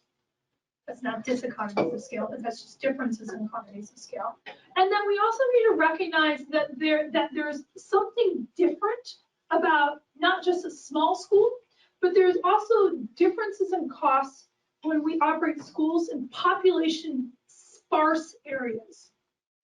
And again, this isn't just Vermont, right? So what our study does is we draw on data, again, nationwide, and then regionally, and then use state data and triangulate among those three sources.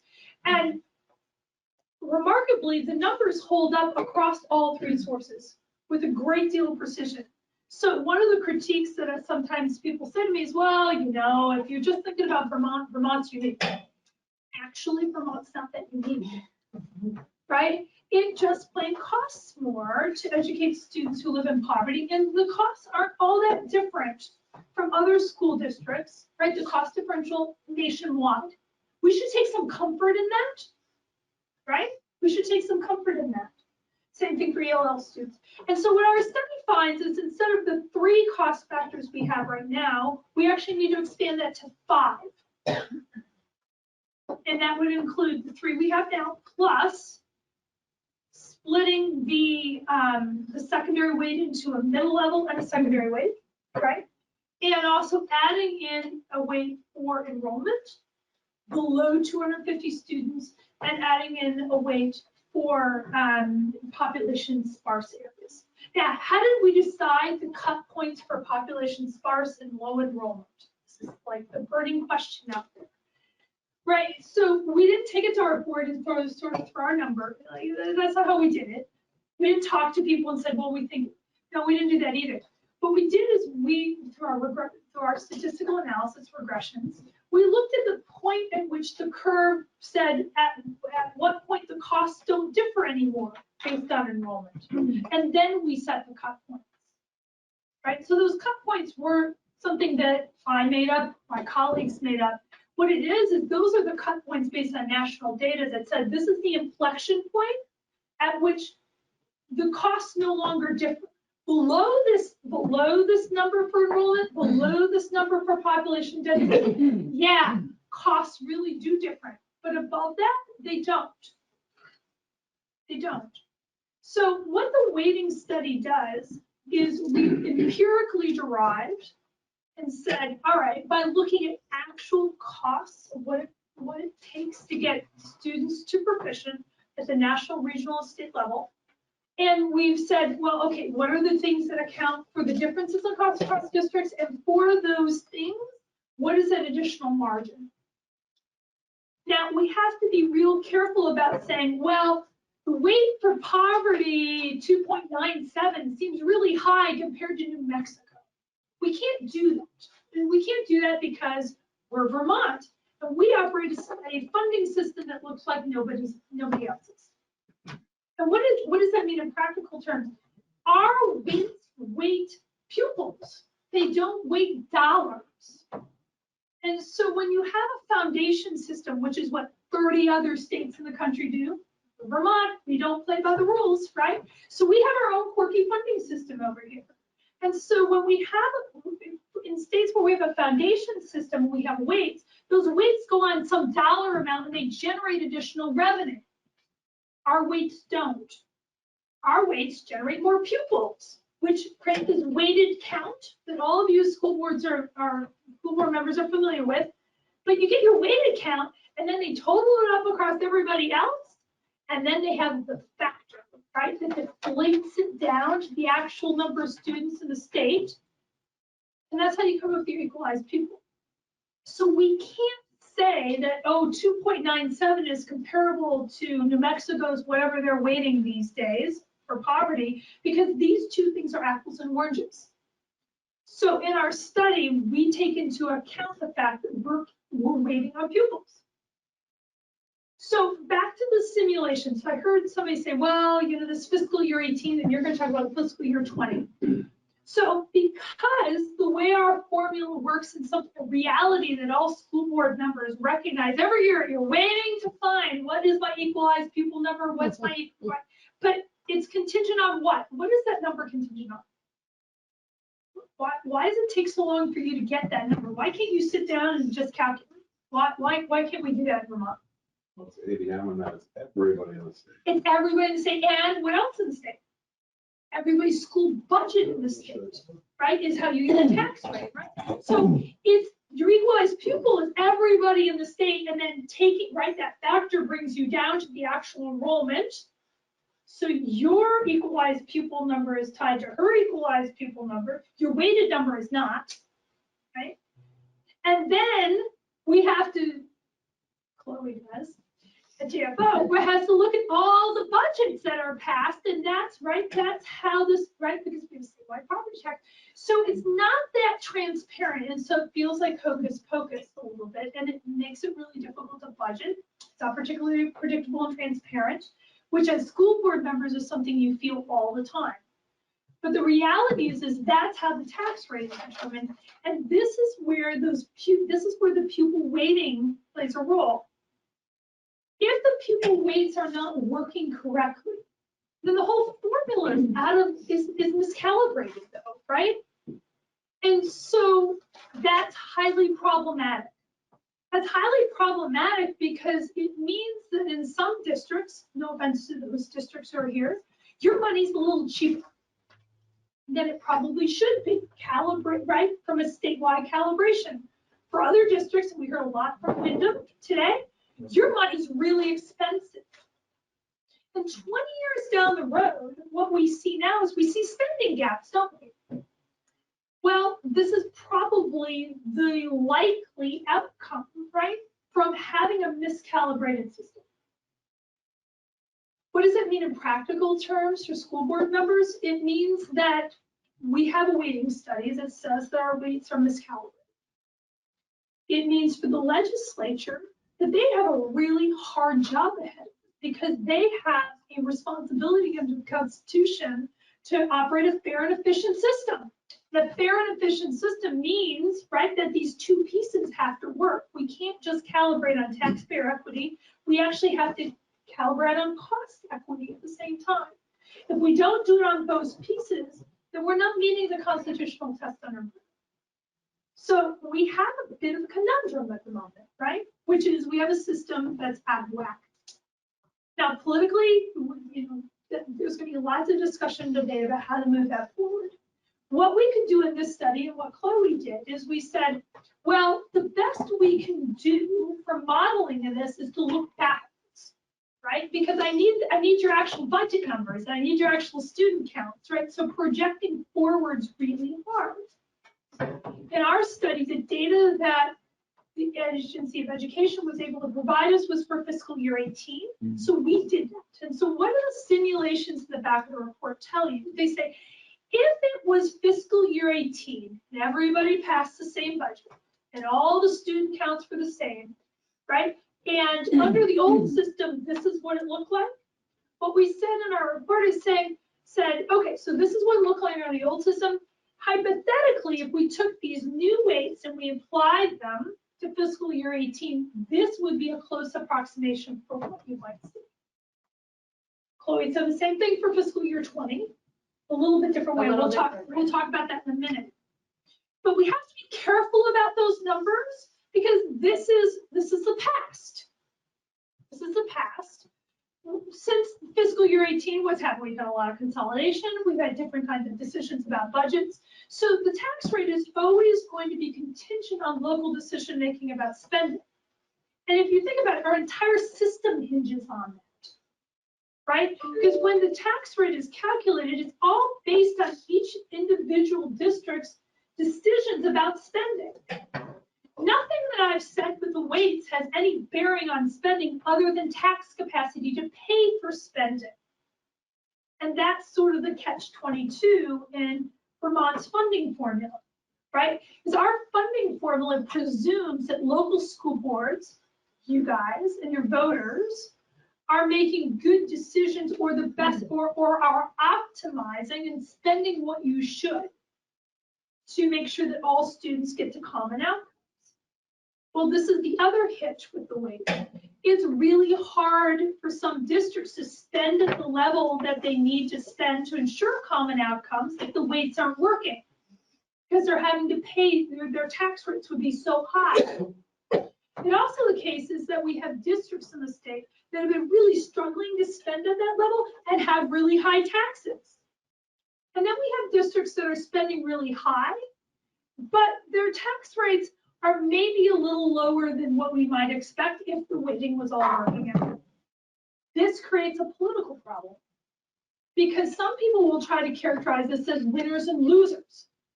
And I am adamantly against that language. So let me be clear, we're not going to talk about winners and losers, right?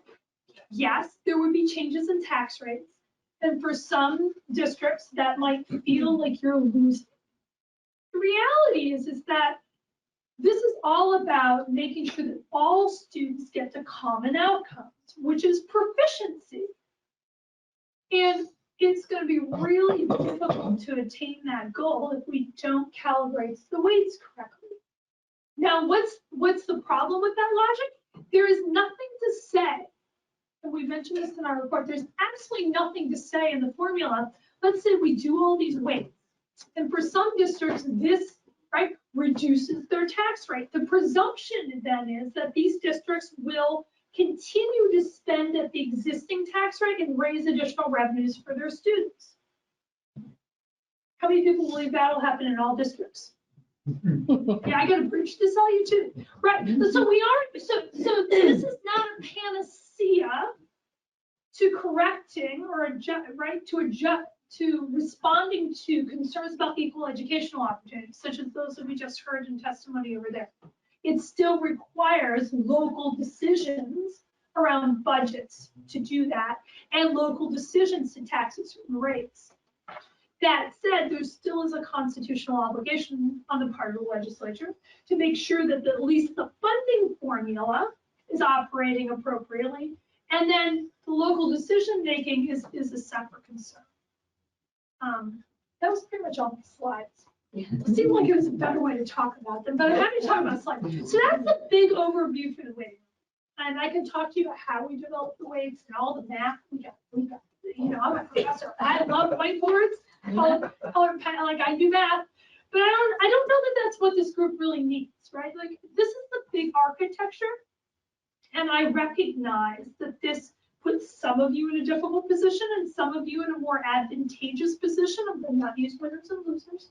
But I also recognize there's a lot of, this is political, and political not in the Republican, Democrat, we're in a presidential cycle kind of way, but this is really hard, right? That this is going to, right? That recalibrating the weights after 20 years of where we've been is going to require sort of a political conversation among lawmakers, but also school board members around this. And I think one thing our formula does well is it says that all kids are all kids, not our kids are your kids. And if we truly believe that, and we truly are committed to that, this is kind of the test right now, right? Because the weights are about all kids.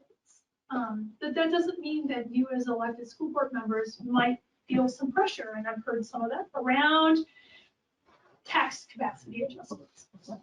That was my spiel. So Chloe, we did simulations for fiscal year 18. Chloe has since updated those for fiscal year 20. I think you were going to talk a little bit about those, and then maybe we should just have an open discussion with it. Would that be cool? That's totally fine. Okay. It's a good way to get me back to my cookie. Yeah. Yeah, and cookie. So my name is Chloe Wexler. I work for the Legislative Joint Fiscal Office. Similar to, you know, the little pre-ramble that Tammy gave, you know, just in the sense that I also am, you know, a nonpartisan fiscal analyst. And, you know, the weighting study came out, we had a request come in. Obviously, everyone wanted to see what it looks like under the new configurations.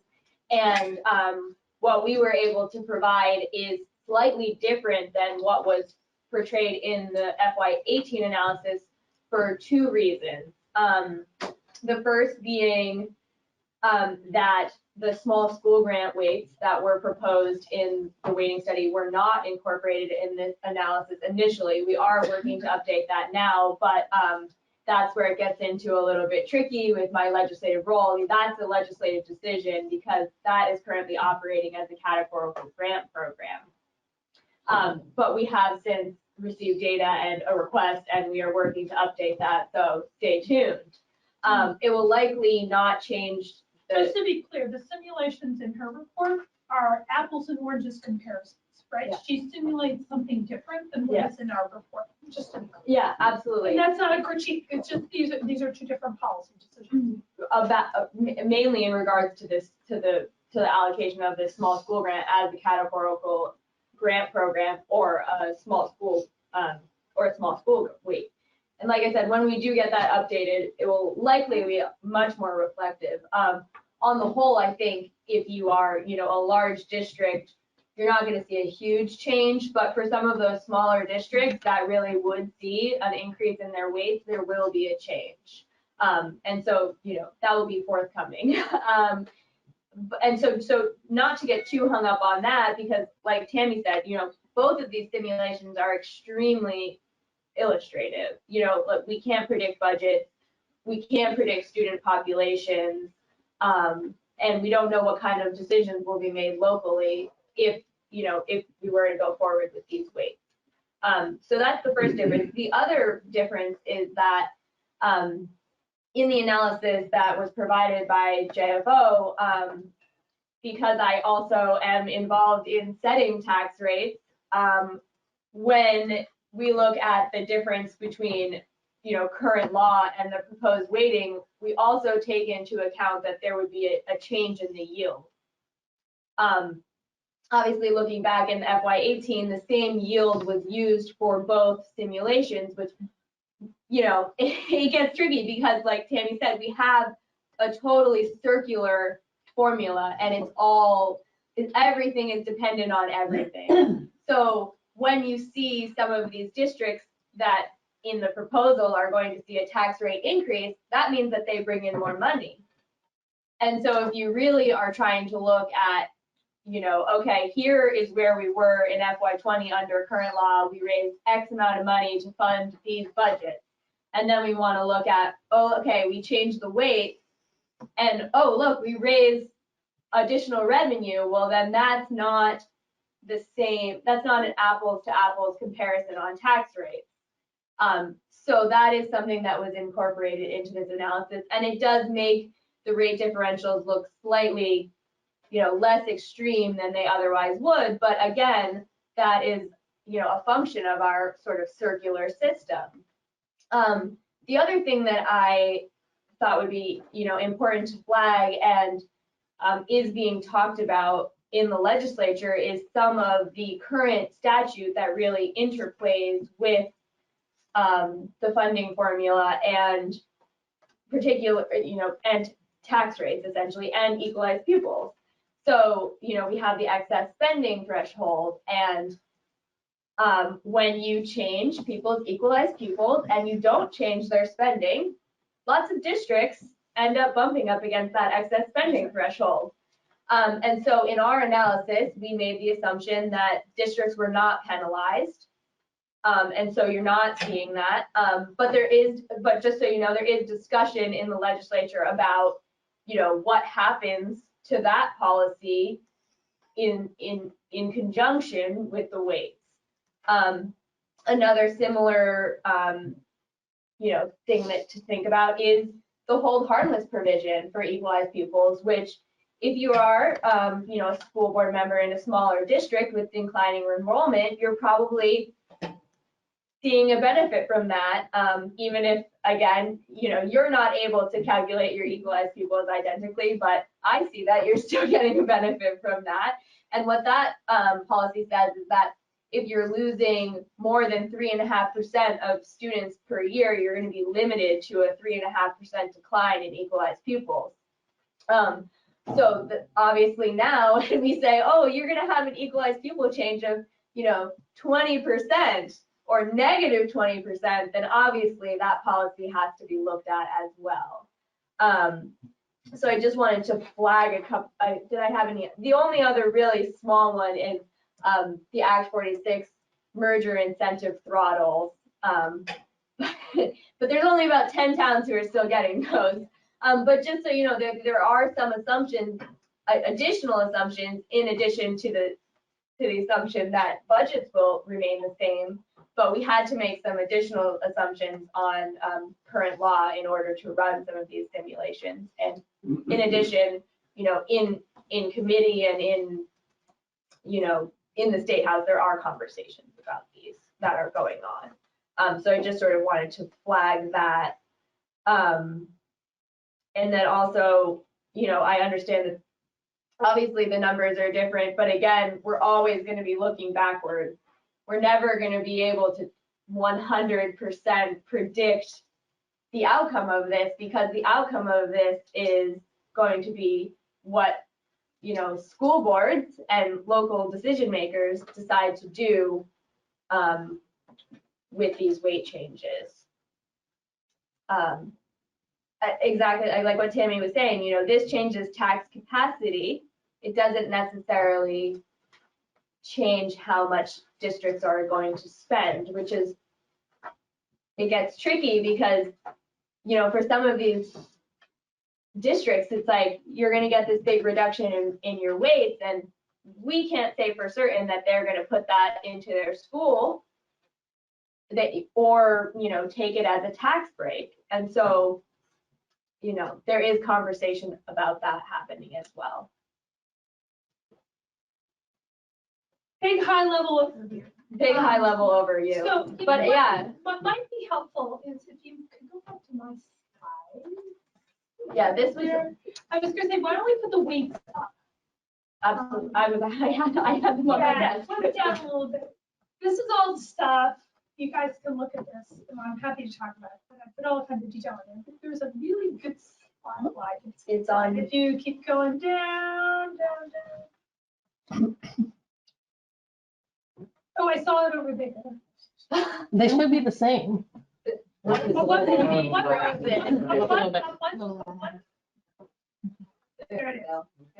Right. So that's so there are the ones, right? So I thought maybe just put those up there. And so now I'll open up the floor for questions and discussion. I saw him. Dan, you had, go ahead, Dan. Oh gosh, everybody wants. I just wanted to make a statement. At least three people, Kim and both of you have mentioned that, yes, just because you now have greater tax capacity doesn't mean you'll do the right thing and, you know, take care of the special ed kids or whatever. But, you know, having been over at Senate Ed this afternoon and listened to what 50, 75 people, one after another, talk about the things that they have not been able to do, it's heartbreaking. I don't think a single person there would ever consider, if they had more tax capacity, addressing some of those issues. And I don't mean to dispute that. I think that it's just good to be clear about how the formula works. Is that all this does is create tax. If the weights are right, the weights are intended to create tax capacity, and that's the equity mechanism, right? Is to by reducing the tax rate, making it more feasible for districts to spend at a certain level. That is still a local decision. There is nothing currently in statute that enforces that decision. And so while I can't speak to intent, I can speak to hope, right? And so that's true. But we certainly need to recognize that there's nothing in statute that requires that. And it may not always be the case that localities make that decision. Right, I just wanted to, I just bring up the afternoon, so thank you. That's fine, yeah. Did I saw your hand? I don't know, am I allowed to speak, Mr. President? Let me go to Kim first, and then I'll come right to you first. And I think my point was in the timing of implementation. When budgets have already passed this year, there's nothing to be done except for that adjustment to be a tax adjustment and not an investment adjustment. Yeah, so this report, because it was not in our scope, right, did not recommend an implementation schedule, right? Our task was to evaluate the weights, and let me tell you, that was a big enough task, right? Like, this is not an easy study to do. So there's lots of contemplation and deliberation to be done about if the legislature chooses to move forward with the recommendations, how they might do so in terms of rolling that out. So I think that's a well. I apologize, I didn't read the full study. Oh, man. I'm looking for you. I have basically two questions. One is, did the study look into the, the cavities you say, of which I feel like I'm one of them, but. Why are you a cavity? Because you said, there's been all these cavities throughout the year. I'm in Marlboro and we're. Oh, you're Marlboro, okay. Yeah. So I just feel like, was it looked at all the times that these towns were also penalized for being over the threshold in the history? So in Vermont, there's been discussion about reparations and, there's less saber rattling. The reality is that's really not applicable under Vermont's formula. We're a foundation formula, you might think about that, but the reality is, since ultimately it is the local decision not to spend at a certain level and take the tax rate accordingly for that, there's really no leverage on that line of argument because our formula is based on local decision making about budgets. So hypothetically, any district hypothetically any district in the state could spend anything they wanted to, as well as they're pretty much willing to pay for that, including penalties for being above the threshold, right? I mean, there's no official cap on spending. It gets really expensive, right? So there's no real traction around this idea of reparations going back, right? And so it just under current statute. Going forward, what it means is that some of the what may feel like dramatic adjustments in tax rate, the cavities and the fillings, and that was my analogy, right? May create additional tax capacity. The challenge then will be twofold. One, for districts for whom tax capacity has been now realized, to continue to spend at this level and resist urges to reduce not just education taxes, but municipal taxes. These two things go hand in hand. And if they do increase spending, making good decisions about how to invest those dollars. The study doesn't deal with that. And this is actually something that, certainly the agency secretary is interested in talking more about under the EQS. But simply generating more tax capacity does not necessarily translate into equal educational opportunities. There's some other steps that have to happen here. But because those additional steps exist does not absolve, right, any of us from the responsibility under the Constitution to operate a fair and efficient funding system. These two things in Vermont are separate from one another. Our quality standards are separate from our funding systems. I don't know, does that answer your question? Yeah, and then the other one was related to the weighting, which is what, I guess, the existing is really only the weight that existed prior to your study, right? And your recommendations are on the right. That's so correct. that's all we were weighting things on. That's those it. And three we little did not buckets. touch the pre-kindergarten weight, thank God. Because, and that was not in their scope of work. And my understanding why it was not in the scope of work, and I'm certainly you guys can all speak to this, is that the pre-K system's too much in flux right now to really think about it in a thoughtful way until we have a real stable structure of what that pre-K weight is. So it's not in our study. So the pre-K weight stays the same. So our existing weights are in column 1. The weights recommended by our models are in column 2. And you'll see again, right, that we have enrollment, that our cost factors, we've added different cost factors based on what we can see about what actually counts for differences in costs across school districts that are outside of their control. And then you can see within the enrollment weight and the population weight that there are these gradients. And remember, those gradients were identified by looking at actually the curves at which, right, looking at the curves and saying where are those inflection points where costs really differ, right? So there's a difference in costs for a school with less than 100 students, and even though they're both technically small, and there's a difference in cost between a school with 100 students and that which has 101 to 250 students, right? But after 250 students, there really isn't a difference in cost of operating. I think you have a question, please. Yeah, Jim, right? Jim, yeah. Okay. Kind of interesting if you point to pre-K as being in flux, like the rest of our system. Which brings up a point that I was really, in a way, I was really pleased that we had the 18 numbers and then the 20 numbers. Yeah.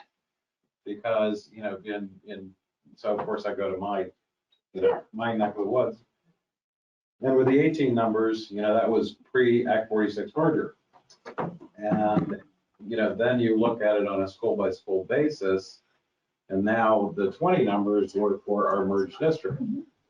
And that just raised, when we were talking about, doing the right thing and spending the money that's required, with Act 46 also us doing all these mergers, we have a wide range of schools we have 5 schools within our district. And some of those would have gotten significantly more money and some less.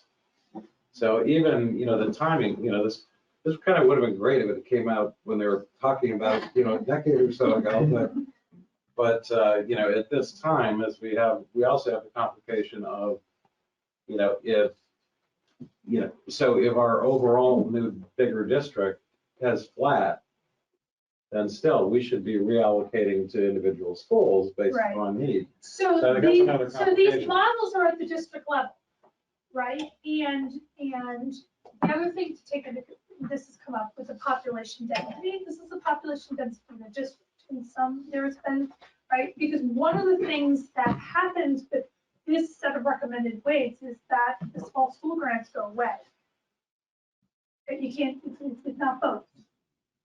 And I can talk about why it is we recommend the small school grants went away, and for a number of reasons. First of all, they have to be the most uniformly frustrating mechanism, funding mechanism in the state. We talked to lots of people, and I've never met anybody who's not frustrated in one way or another. The other thing is that it really isn't good school or public finance policy to have a categorical grant program that is providing base support for schools. Categorical grants by design and intent should be for targeted and specific purposes. Small school grants are for base support. That doesn't mean that we don't have an obligation as a state to support our small geographically necessary schools. But when you start to weigh all this out, I think we've seen how the small school grants and some polarization, it's unpredictable, right? And things like those are the kinds of things we should never have in a base funding model for schools. It makes your job really difficult, right? It makes the legislature's job really difficult. And it also isn't a good way to sort of be predictable and transparent about how we fund schools. And so by pulling in an enrollment weight, which is we identify enrollment as being a cost factor, we can't have a small schools grant and an enrollment at the same time. So that's what you see here. But then there's a policy decision that goes along with this, right? And that is, well, should we apply the enrollment weight all the time to all schools less than 250? You could. But this comes to your question, which is about policy alignment. And that comes to our population density weight too, which is with the current policy priorities in the state, whether you agree with them or not, they are what they are, which is about consolidation, district alignment, district level decision-making for resources, operating funding systems that are targeted at schools within districts fractures all of that. It makes it really difficult to get at sort of these district-wide decision-making, putting all schools on common footing and thinking about those decisions. Go ahead. But I have to tell, again, we have, we have a geographically a big district with, and we have some schools that are sort of a little bit, we have some that, that are small schools. We have some that could be considered geographically isolated. But now that we're a big district, it's as if all that's gone away. But it has, would that If be you're the case under the doing our numbers at the Taconic and Green level versus at, a Floodbrook school is on the mountain all by itself, Sunderland, we, But is the population density of your district still sparse? oh, parts of it are very, very sparse and But parts of it aren't. I believe your population density of your district is still less than 55, correct? If it, yeah, it is. And if it is, then, so the way that the weights would work under, right, so we have And the I'm weights. not trying to do it from my own perspective. No, but I think this but is a I'm great saying, example. It's a great example, right? So these are the kinds of policy things we have to Yeah. think about. So we have the weights, and we got to think about like how you implement them, right? And so the purpose of our report, we had to make some choices. One of the things in our contract was thou shalt fund simulations, right? So we did that. And so we had to make some decisions, and we tried to base that on, as our report talks about, we interviewed a lot of people around the state. We really tried to get stakeholder input. We took our empirical data. In our simulations, in our fiscal year 18 simulations, in the simulations that Chloe adapted for fiscal year 20, and we'll be updating soon, right? The assumption is, right, that if you are a population sparse district that is less than 55 persons per square mile, which your district is. That's TNG as a whole is? Yeah. Okay. Actually, many districts in the Yeah, state yeah. meet that criteria. If you have a school in your district, if you're a population sparse district, and you have a school in your district that's less than 250 students, for every pupil in that school, they're weighted at that level. Right? If you have a population density of greater than 55 and you have a school less than 250, you don't receive the enrollment rate. You're not a population sparse district. I can tell you by running the numbers, there are very, very few instances in the state where we have schools with less than 250 students that are not in a district with less than 55 persons per square mile. And I won't call them out. None of you, they're not in any of your districts. But what I will say is if you saw the list of schools that were less than 250 students in population in districts with more than 55 persons per square mile, nobody in this room would probably say that that was a geographically necessary school that probably shouldn't be consolidated or something along those lines that deserved a small enrollment rate. I've tested this out with lots of political people. They all nod and say, yeah, we agree with you on that. This really, if you think about this, this codifies what we've all been thinking and feeling about the small school grant anyway, which is that we should be supporting geographically necessary schools and providing districts that are operating geographically necessary schools the tax capacity to do that. The difference is that the small school grants, as you know, is a categorical program that comes off the top before you're and spending. So this could be a tricky calculation, right? What this does in perpetuity is says no longer will you guess about whether or not the legislature is going to give you a small school grant in this amount and it's going to look like this. It says from year to year, I can predict that if I have this many students in a small school in my district that has less than 55 persons per square mile, and remember, this is based on census data. This is not going to, your sparsity is not going to change year to year. It's going to change every 10 years, right? I was a school board member. It's like predictability and transparency is a big thing, right? Like it's really hard to do your job as a volunteer if you're constantly chasing your tail. So you can predict year to year that you're going to be a population sparse district. You can predict year to year sort of what your enrollment is going to be in your small schools, which means you can predict what your weighted student count is going to be. You can't predict your equalized pupil because you got a bill line, but you can start to figure out what your weighted student count is going to be, which allows you as a district, as a merged district, to make good decisions about allocating resources. So when it comes to that weighted pupil count, what is it up to implementation to decide at what level those are counted? Because what I'm hearing is like, so you've got, if your focus is a school or a district or an SU. No. So this is all district. It's all district. These are all district calculations because that's how the equalized pupil calculation works now, right? We don't do equalized pupil at the school level unless you have a one school district. So if you're, but then I guess my question was related to Jim. If you're a district or an SU that has multiple schools. That's correct. One of those schools has less than 250 kids, but Right. the other two don't. Right. So And how what does in that- under our recommendations, if you were to implement the weights for the students in the school in your district that have less than 250, that count of students would be weighted that way. So the weights So if you apply have- at the so- school level. No, the weights are No, at the it's student district. level. Right, so your district, you have 1,000 kids in your district. I'm gonna make up numbers here, I get it right by. 1,000 kids in your district. 100 kids in your district attend a small school. Those 100 kids in your district would now be weighted in that one small school with 100, well, I should say 99. You have 99 kids.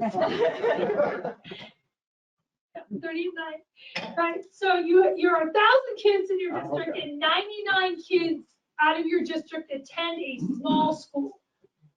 Okay? Those 99 kids would be weighted 0.26 in your district level equalized pupil calculation. The equalized pupils at the district by statute.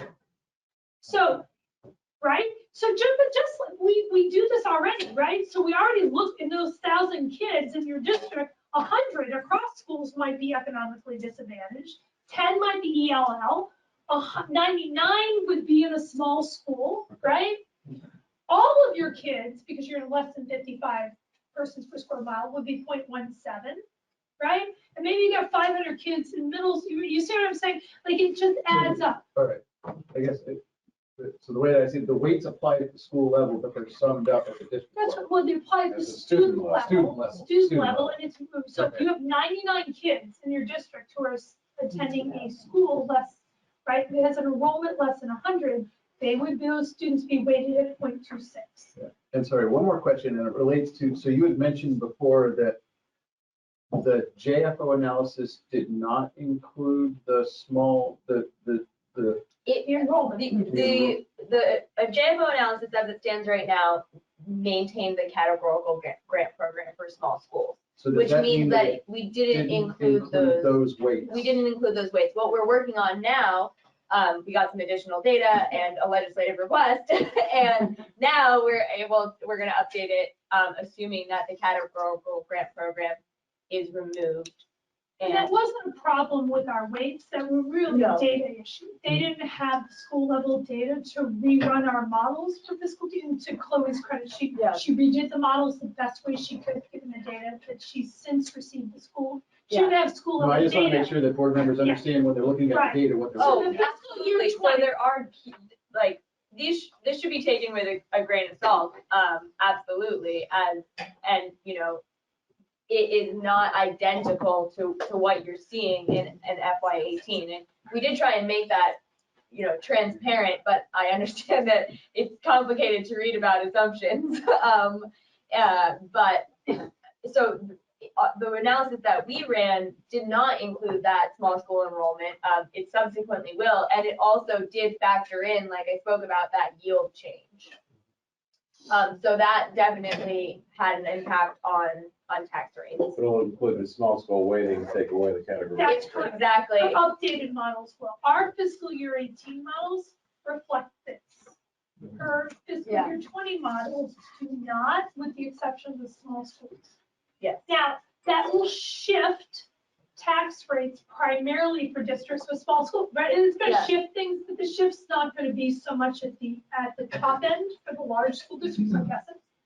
It'll be mostly down, right? The shift will be mostly down on the other end for districts that operate schools. But the magnitude will be a function of everybody, because that's how it works. And it will also be sort of a calculation of how much money were you receiving for your small school grant, and you know, what kind of benefit are you going to see for the weights, and that's going to be different for every school district and every school, which is why it gets tricky. But again, then you have to move into the idea that, okay, you know, small school grant as a categorical grant providing base support maybe is not the best way to do that, although there will be advantages and disadvantages for different small schools. And like you were, you know, just to go back to your initial point, you know, moving it to the weights and to the district level really does, you know, sort of put the onus on the school district and on the school board to send those additional funds to that school, because those funds will no longer be targeted at that school. So I live, should I say this out loud? No. I live in a district where this is a really contentious issue, right? Around, do we close small schools, do we not, right? And so part of that debate has been around, well, the small school received a grant in perpetuity and afterwards, yeah, that will go away. That's the price of it going away, right, is it goes away. The upside of going away is that we have a fair and efficient funding system going forward, which I've heard in this report documents. There's a lot of frustration around how small school grants are allocated right now, right? And there's in general concern that they're not allocated in a fair and efficient way. And that creates other kinds of problems. And so there's some trade-offs to be made here. Our study recognizes that enrollment is a cost factor. We recognize that these would be the weights associated with enrollment, and based on this, the extensive interviews and sort of work that we did around the state, and recognizing the uniform frustration with small school grants as well as input from lots of stakeholders, recommendation was to do away with the categorical grant program in lieu of building into the base of small schools and the enrollment rate. Mark Schauber from Dover. Where are you from? Dover. Oh, okay. Friends with Laura? You should wear bumper stickers. I think I have one. Can you discuss the importance or lack thereof of implementing your formula as a whole versus nitpicking? So you can't implement in piecemeal. That's not how weights work, right? So if you think about it, when you figure out a weight, we're partitioning out, when you have multiple weights, we're partitioning out the additional costs with a particular factor. So if I pull out one of these factors, then maybe, let's say I pull out the ELL weight, well, some of those kids are probably impoverished. That means that some of that probably would spill over into another factor. So if you don't have all the factors in it, all the weights, you are not correctly accounting for the true differences in costs across school districts. So this is kind of, you gotta eat the cookie or you gotta eat all about cookies, right? But like, so you gotta take the weights. One of the conversations that I know is going on in the legislature right now, and again, we are nonpartisan, is can you phase in the weights? Well, you can't phase in the weights from the perspective of say, well, let's make it 1.0 for poverty this year, 2.0 for poverty, and 2. You can't do that because they contingent on one another. You just can't do that. The weights would no longer be valid. There are other things you could do. You could set the weights and you could have, for example, Wisconsin did years ago when they went through a very similar exercise. Vermont's on its own. Other states have had to deal with this. This is a hard thing. But Wisconsin did this, had a redo their system. And there were districts for whom the change created different fiscal realities, not winners and losers, fiscal realities, fiscal realities, right? And so the state then said, well, we're going to buffer that change over a couple years, right? In terms of giving people time to adjust their spending, adjust things along those lines. I can't say, I know nothing about the legislative process. I don't know if that's something that you can see. But Was that when like a Kaplan changes to the tax rates or something?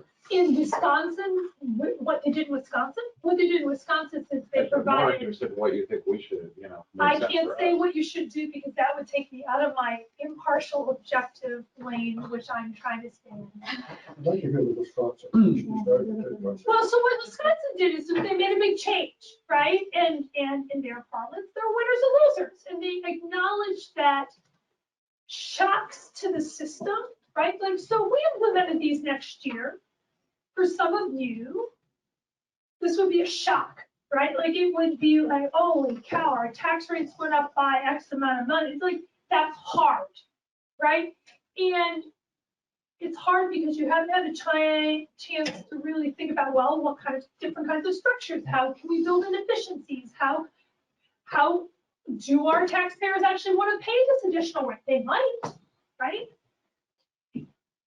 So in Wisconsin, what they did is they said, okay, we recognize that this change is a shock to the system. And they said that for districts where the shock created additional costs and required sort of this additional thinking around efficiency and program design and discussion around tax rates, there was a financial buffer that came from the state for a limited number of years. They said, we're going to offset this for a couple years on a graduated basis so you can phase into your tax liability, but the weight was still the same, right?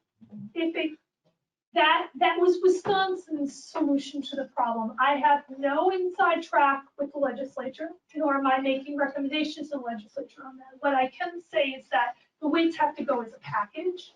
And if you think about it from equity perspective, you can't sort of tiptoe around it, right? Like the weights are the weights. Like this is the differences in costs, and we have a constitutional obligation. We might be able to buffer for some districts, but remember that there's this other issue on the other end that we mentioned in our report, which is, so you create additional tax capacity.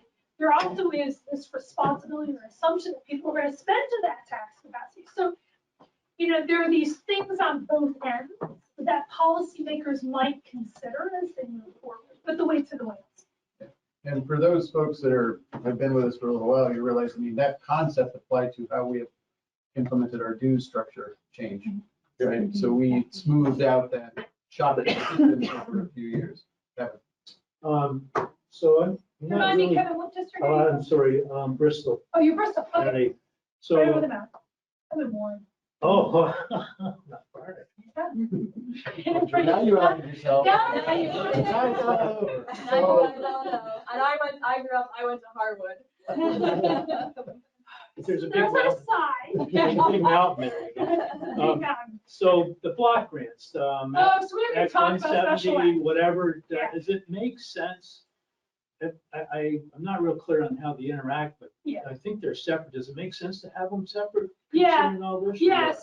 so that's a good question. I didn't address that in our conversation because we were focused on it. So we also were asked to address the second question, which is around block grant, 173, whether or not the block grant amount needed to be adjusted for just differences in need or incident. So our report says we couldn't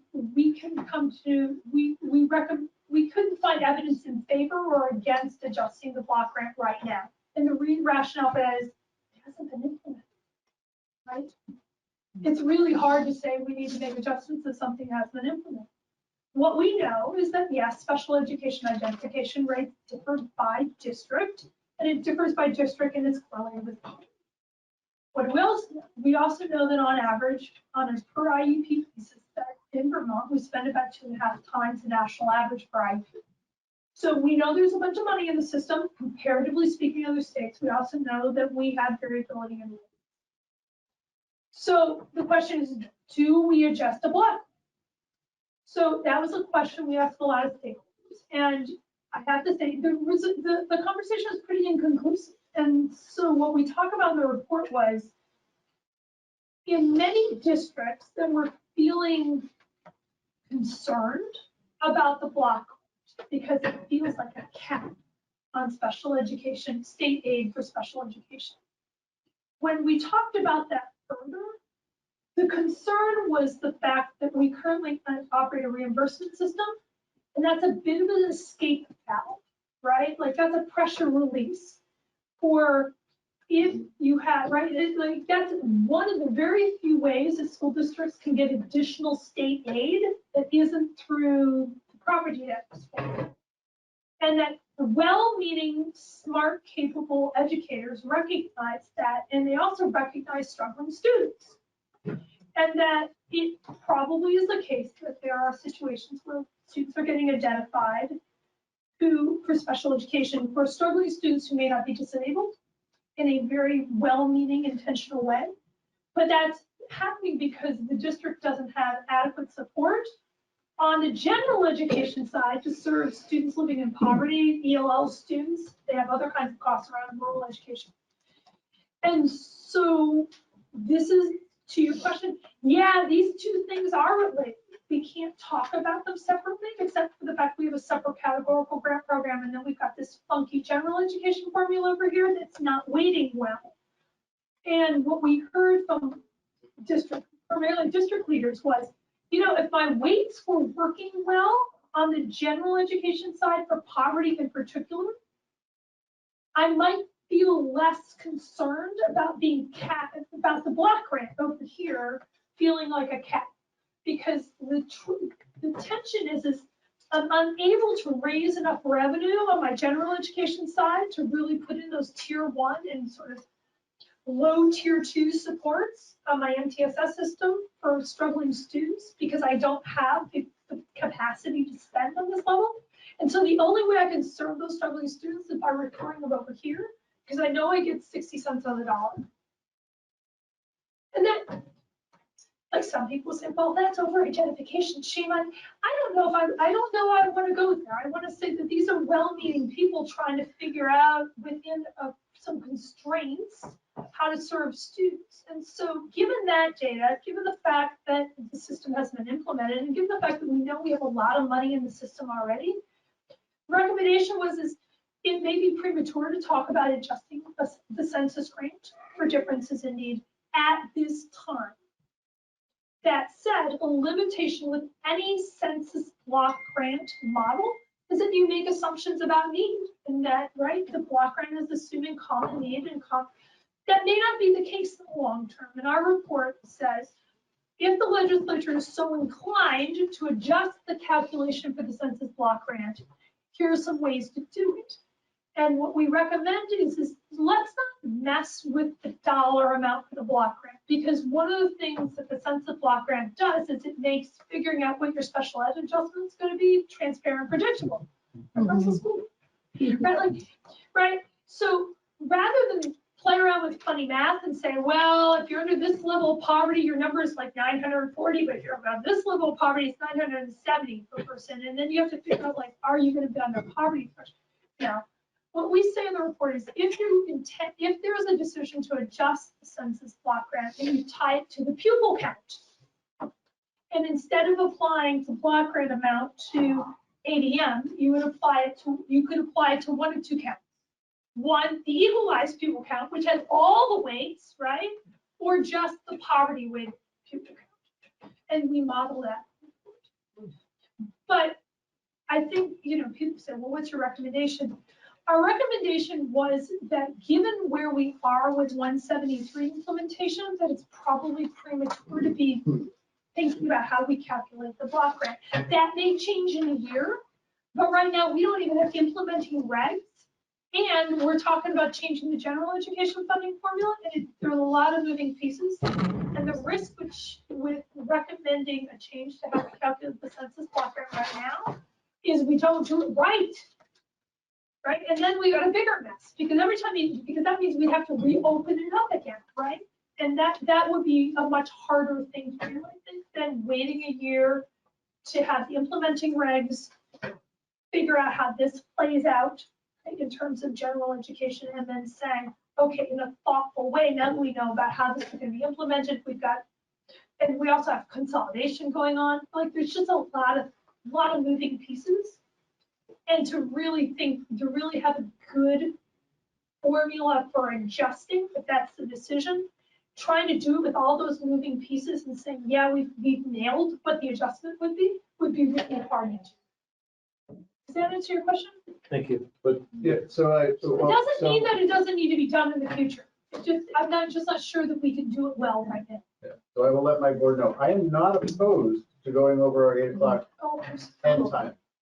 But what I do want the board to understand is I think by the end of tonight, though, we need some level of guidance from this board, because we have yet to weigh in on the weighting study. Oh gosh, no pressure. What I'm looking for is, a motion or a consensus of this board as to what our board position, what our VSBA position is going to be on this. So that being said, Clarence, you had your hand up? Yeah, I had a question. You model the old weights against the new weights, I assume. No. Well, you know how much for a district, how much the equalized student is Oh, give me projected the to change. simulation, yeah.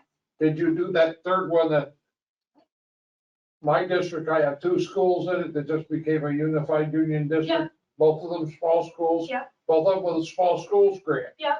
Where we get to keep that, and under 46, under current statute. That's a big deal that our district, along with one of the schools has one of the highest poverty rates in the state, and one that's just average.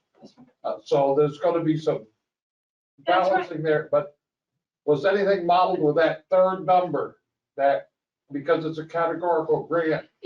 So in our fiscal year 18, we presume that no school districts get the categorical grant anymore. And so this is what it would be if you didn't get the categorical grant. Right, because in order to figure out the ed spending level, right, the categoricals come off top. When we did ours, because we would be double counting in our model if we applied that, we said the small school grants goes away. Nobody gets their small school grant allocation anymore. And so those tax rates that you see, the change in tax rates, the fiscal year 18 models, assume, for example, in your district, that that the small school grant dollars are gone, and this is what the tax rates would be. With, just jumping in with the caveat that if you are receiving a merger support grant, that would remain. Yeah, this doesn't change the merger support. Because we can't touch, I mean, technically, we can't touch The that. small schools grant got switched over to a In the districts that voluntarily merged, you received your small school grant in perpetuity as a merger support grant. So that is no longer part of the small school grant categorical grant program. So that's actually, believe it or not, about 45% of the current appropriation for small school grants is now merger support grants. Right. And in the analysis that Tammy did, and in the analysis that we will be updating for JFO, the schools that are getting that merger support grant will continue to get that. Because that's not a small school grant anymore. That's a merger support grant. That's even though very we different. just got it labeled wrong, or we Yeah, still Well, think, I mean, it's we all. still think of it in terms another way. Yeah, but it's different because it's not based on enrollment. That was just a category, that was an incentive grant for the merger, and under current statute, you're entitled to that in perpetuity. That's different than the small schools grant allocation that we have. Okay. So the small school grant allocation goes away. If you received a merger support grant in perpetuity, those grant dollars come off the top. They're factored in. You haven't lost those. Okay. And you'll also, I mean, if it is a merger support grant, you now know what that grant amount is. It's not, it doesn't change every year. It's a fixed amount, you were guaranteed, whatever, 48K until the. So from that perspective, Clarence, for budgeting purposes, in your merged district, you would continue to receive your merger support grant. And under the current formula, if you have a small school, you would be weighted for that, right? That would be in a predictable way going forward. Other questions? Thank you. Board, other questions, knowing that we're trying to, Don, you're gonna help us drive to a decision, right? I'll make it real quick. So are the Senate, are the senators and the House members aware of, say, the Wisconsin buffer? Yes, in fact, Ruth Hardy was That's all I need to a know. legislative analyst in Wisconsin who helped implement it. And I mean, I think again, no opinion, but I think if you wanted to, imagine what could happen, if you remember, there was those town level throttles for the merger incentive grants. If, you could imagine something like The that. same kind of thing, but that's a policy decision that's outside the scope of this report. But it's not foreign to the legislators. It's not foreign to the legislature. And actually, when Act 60 was initially passed in 1997, there was a phase-in for those towns as well. Police standard the last 50 years. Something that we face in town. Well, and if you think about that, I talk about shocks to the system, right? This is a shock to the system, but you have to give the system the ability to respond in an appropriate way. What we know from public finance research is that if you don't give people the opportunity to respond to shocks in appropriate ways, you get really bad unintended consequences, right? So, you have to sort of think. Okay, good. Okay. I'm actually addressing this to the president. I'm trying to comply with your request, Neil. I have a motion to put on the floor here that the VSBA requests the legislature to thoughtfully implement the recommendations of the weighting study to be effective before the 2021 tax rate is set. So that's not this year's tax rate. That's correct. I feel like a boy who said this. So should we, any questions for us? If not, these seem like private deliberations. Any other questions for our guests this evening? I just want to be We record appropriate. all of our meetings and those Okay, meetings run up okay, on the all right. internet, so they're not. Okay, you know, all right, I just but want to if be you need to appropriate. go home, I am not. I'm a sinner. I'm happy to answer questions. I just want to. Okay, and that's all. All right, so Dave, can you say that motion one more time, please? Slowly. Can you give us that motion one more time, please? Okay, that the VSBA requests the legislature to thoughtfully implement the recommendations of the weighting study to be effective before the 2021 tax rate is set. Now, I acknowledge that that tax rate doesn't actually get set until all of the circular calculations have been made, but it would presumably, the point of the motion would be that as school districts go into next year's budget session, they would know that that there had been some method worked out for these recommendations to be in place. So budgets could be made with at least approximations of what the tax rate would be as we for this time next year. All right, so I do have a motion on the table. Does anyone care to second the motion? I'll second it. Second by Mark. Can I ask a question? So discussion now. Yeah. Yeah, go Okay, ahead. that's a good question. So is that, I will say I'd be reluctant for us to decide that we're advocating for a full implementation date because of the variety of ways it may end up thoughtfully being implemented. But I want to make sure I'm understanding the tax rate related to the 2021 budget, which were just passed, or the tax rate for 21-22 that is passed in the spring of 21. That's I think what I mean, yes. FY22. FY22. Right, so that's actually what I was trying to clarify. Okay, that was what I wanted to clarify. So you mean FY22? Correct, yeah, because I mean, we're already into whatever we're into now, but by the time we're here next year, we would know what implementation method is in place. Kevin. So just refreshing a little bit, did your motion include the fact that we would be recommending that implemented unchanged from the conclusions of the study? So I added the word thoughtfully in there to allow some wiggle room around that. It doesn't say completely, nor does it say partially. If you guys are heading out, thank you. Thank you. very much. Hearing what you said in testimony. And certainly always, I think my contact information on the slide, but always reach out. We're happy at UVM to answer questions about this study, but also always happy to support school boards in their decision-making and other things. Could So- we amend this to tell the legislature or ask the legislature to put money in so they can continue to employ new people? This was a competitive bid. And also, I will, when we finish the FY20 update, I will send it to you. Oh, thank you. We're So if you can- we're pleased to be able to provide support to, Yeah. and again, it's not just me, there's a team at UVM, and so we've got some pretty interesting and smart people hanging around there. So if there's opportunities for us to support school boards in decision making, we should always. They all pay property taxes. They what? They all pay. They all pay, we're all here. Not all of us faculty members can afford to buy property, but. And also, thank you for being on the board. Thank you. Yeah, Thank you. Thank you. Cookie on the way out.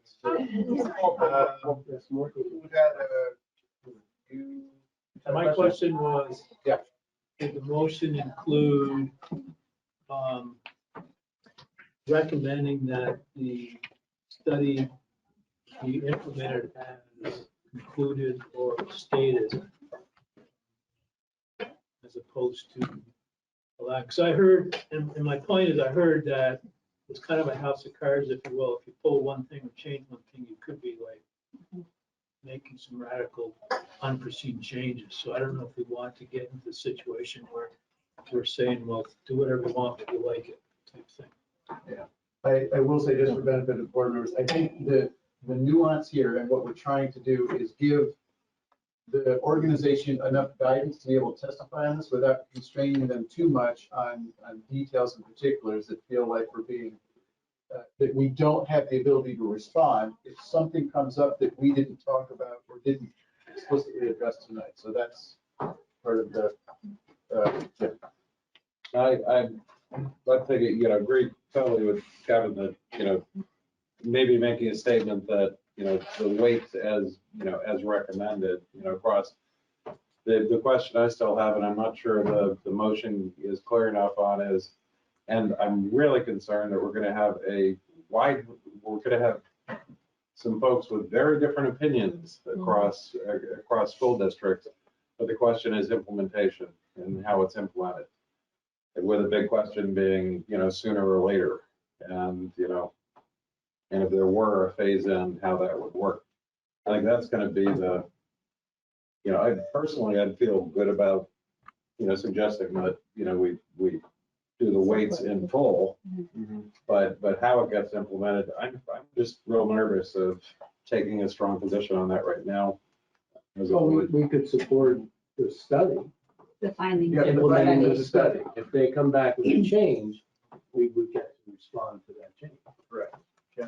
I think, and, we will be among the not losers, whatever we're called, fiscally challenged among us. But I think more importantly, and I think it's really important that even we who will need to deal with this fiscally believe this weighting study is well overdue. It is really critically important for equity in the state.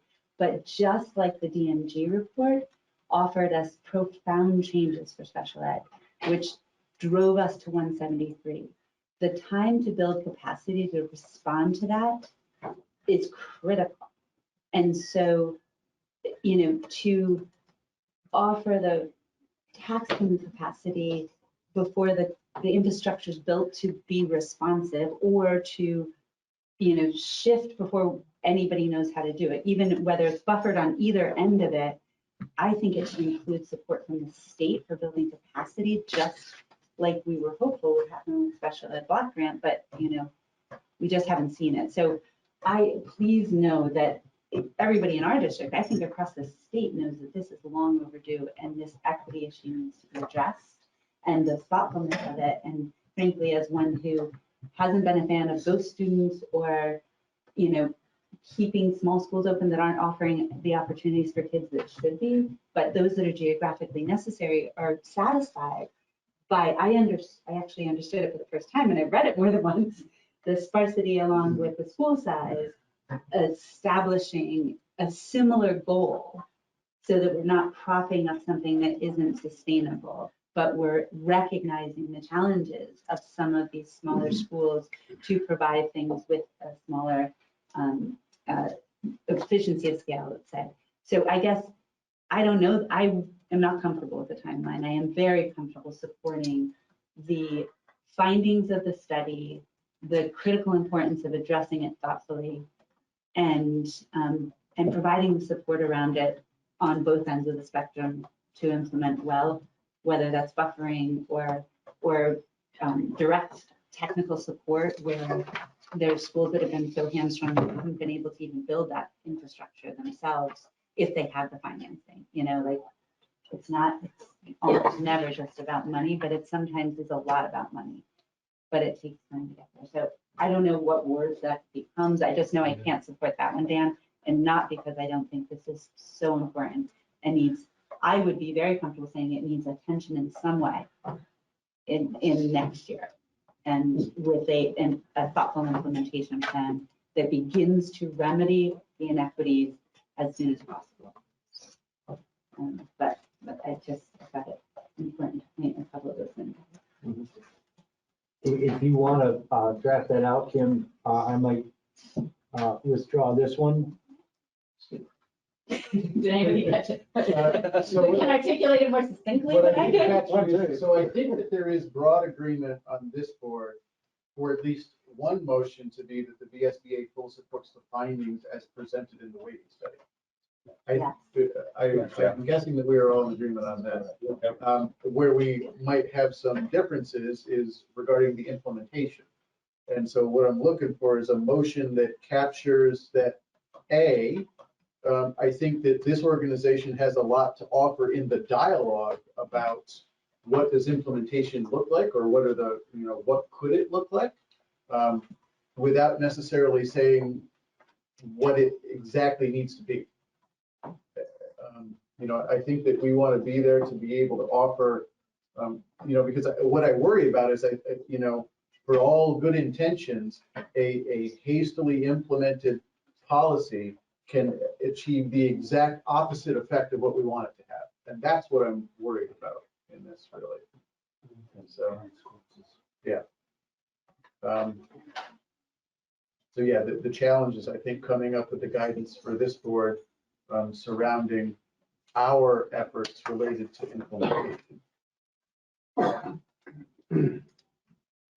Sounds like two motions in. You want to go ahead and take care of the first one then? If somebody wanted to make that motion, and I think the language surrounding it would be that the VSBA fully supports the findings as presented in the waiting study. I'm gonna put a clearance point in here. Does Dan have to withdraw his first while we work on these two different ones? Or if Clarence doesn't care, I don't care. He made the motion. If it's been seconded, I don't even recall whether it was or not. It was. I can bring it to a vote right now and see what happens. Yeah, if we want to go, I do rely on Clarence though for detailed Robert's rules of order. It belongs to you now. It's not Dan's motion anymore. All right. You get to do whatever you want with it. Go King Neil. If you prefer something else and the group of everything would prefer something else, it's real simple. Just vote the damn thing down. Yeah. Then go ahead. Yep, so why don't I do that for case of expediency? All those in favor of the motion, please say aye. Shall I restate it? Yep, go ahead. Okay, so the VSBA requests the legislature to thoughtfully implement the recommendations of the waiting study to be effective before the fiscal year 2022 tax rate is set. Okay, all those in favor of the motion, please say aye. Aye. All those opposed, nay. Nay. Okay, the motion does not pass. Now, I think we have an opportunity for another motion then. I will move the one that you asked for. Sure, the VSBA fully supports the findings as presented in the waiting study. Yes. Second that. Okay, seconded by Tim. Any discussion on that motion? Can we repeat the motion, please? Yep. Move that the VSBA fully supports the findings as presented in the waiting study. Thank you. And Moved Jim by made the Clarence. motion. Jim Clarence made the Clarence. motion. No, Jim Jim seconded. seconded the motion. Clarence Any- made it, Jim seconded. Any discussion on that motion? All those in favor, please say aye. Aye. Opposed? I'm gonna abstain. Okay, and an abstention. All right, now on to the implementation piece of things. This is not a motion. Okay, I want to come back to what Dan said and where people were having some reservations just because maybe it's happening all very quickly. But what if we were to put in something similar and say no later than FY 23 or something like that? No later than like FY 23. That's not next year. The other idea might be just, beginning implementation or something, saying that there ought to be. So what I'm thinking is, I don't care about the wording. What I'm saying is, we're telling them, we agree with this, and then we take the second part of it, and we give them an implementation time that's out there. I hear what Kim is saying, but it's out there, but not too far out there. well, so for clarity though, when you talk about implementation, are you talking about full implementation or the beginning of a potential phased-in approach? Beginning phase-in approach. But remember, the phase-in cannot be really a phase-in. It has to be the full approach with some type of buffers or something. But the thing is, we're telling them what they're gonna decide. That's not gonna fly, I don't think. I think what we should do is offer our support in implementation. And I think we got to recognize there are some districts that are going to feel very strongly that we should be implementing as soon as possible. Oh, there There are. are people who have taken that position. And, we represent them too. I recognize that. Maybe just as an aside, Dan, for your folks, and I know that you're one of the folks that I think would like to see this implemented. Yesterday. Yesterday. That'd be good. Is that based on an understanding of what it would do to your tax capacity? Yeah, I actually think people understand pretty well what, their discussion of tax rates versus spending, et cetera. I think they understand that pretty well, yeah.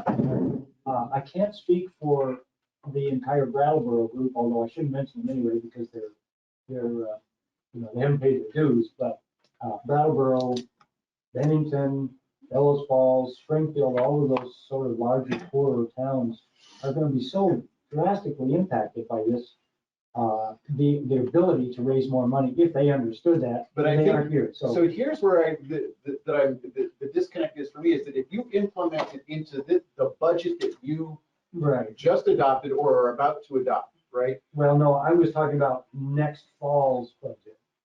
So that's where I want to make sure that we're in alignment, because I thought what you said was implementation immediately. Yeah, no, I'm sorry, I just didn't get the right numbers in there. I meant by this time, by next fall, the beginnings of the implementation. So that the new weightings would be in place when you began the budgeting process for your next budget, not the one that you just Correct. finished. Yes. I don't think that's not realistic to be talking about budgets So would that you- already passed. Would you guys be upset if, if the legislature ultimately decided to just begin implementation at that point in time? There would be a multi-year process. Some sort of buffer or something like that, yeah. Sure. But I guess my question is whether or not putting a date in there, how important is the date versus what folks would like to see is an efficient implementation, right? Not delayed. Yeah. But you want it to, I want to be careful that we don't put a date in there such that it, we're continue to force the issue that something needs to happen. And what we get is something hasty rather than something that's well thought out. And what we would like is, though, an efficient and expedient, analysis of the situation. And then let's figure out the implementation piece of it. And so I wonder if putting the date in there is to our benefit. So we make it more general. So I only raise it as a discussion. Kim? This is going to be for discussion, you guys can tell me what you think. So the VSBA requests the legislature to thoughtfully consider an implementation plan in pursuit of equity of outcomes for all students, and one that is designed to build the capacity within our systems to absorb the changes in funding due to the changes in weights. That's a lot of words. Not meaning like on both sides of it. It doesn't have to wait till you have an infrastructure for it. It just means it's thoughtful and it addresses capacity issues in the same way that the block grant phase in. We've got a runway of a couple of years to figure out how we're going to, all of us, deal with the block grant within the last couple of years. That's a lot of words. Can you read that for us one more time? Before it becomes official, though. Nope, I'm not calling it a motion yet. Don't call it a motion. I don't know how to fix it. So the SBA requests the legislature to thoughtfully consider an implementation plan in pursuit of equity of outcomes for all students, and one that is designed to build the capacity within our systems to absorb the changes in funding due to the changes in weight. I think we need to put in implementation plan of what? Of the people waiting. I don't, Study, see, I was intentional to leave it out because if this is accompanied by like a change in the funding formula, or we're already saying we think the weights, I think the weights based on the efficacy of their study, there's nothing for us to argue with. But what if somebody in there suggests we're going to use this weighting study and we're re-looking at the funding formula? I wouldn't want us to have to oppose that. I think your point is well made, because what I heard tonight also was, what are we gonna do about the whole harmless provision? I think that needs to be addressed. Like ghost kids.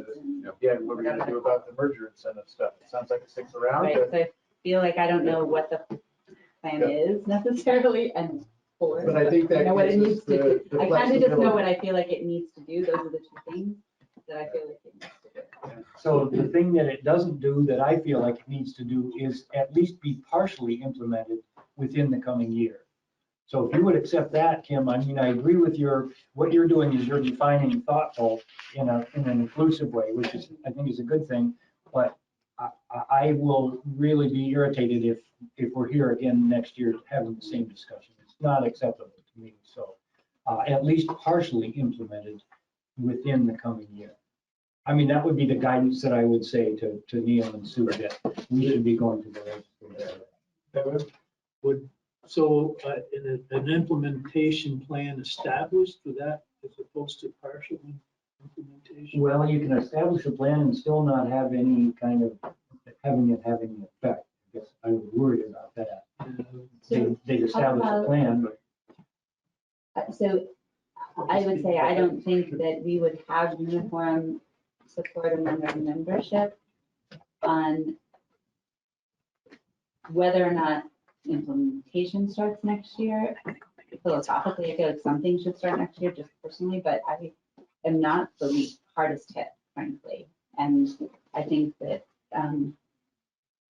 but I feel like I could feel comfortable that the legislature has established the plan. Are they gonna be, so here's the problem, if they've, I almost think it's gonna be established poorly if they try and knee jerk it now.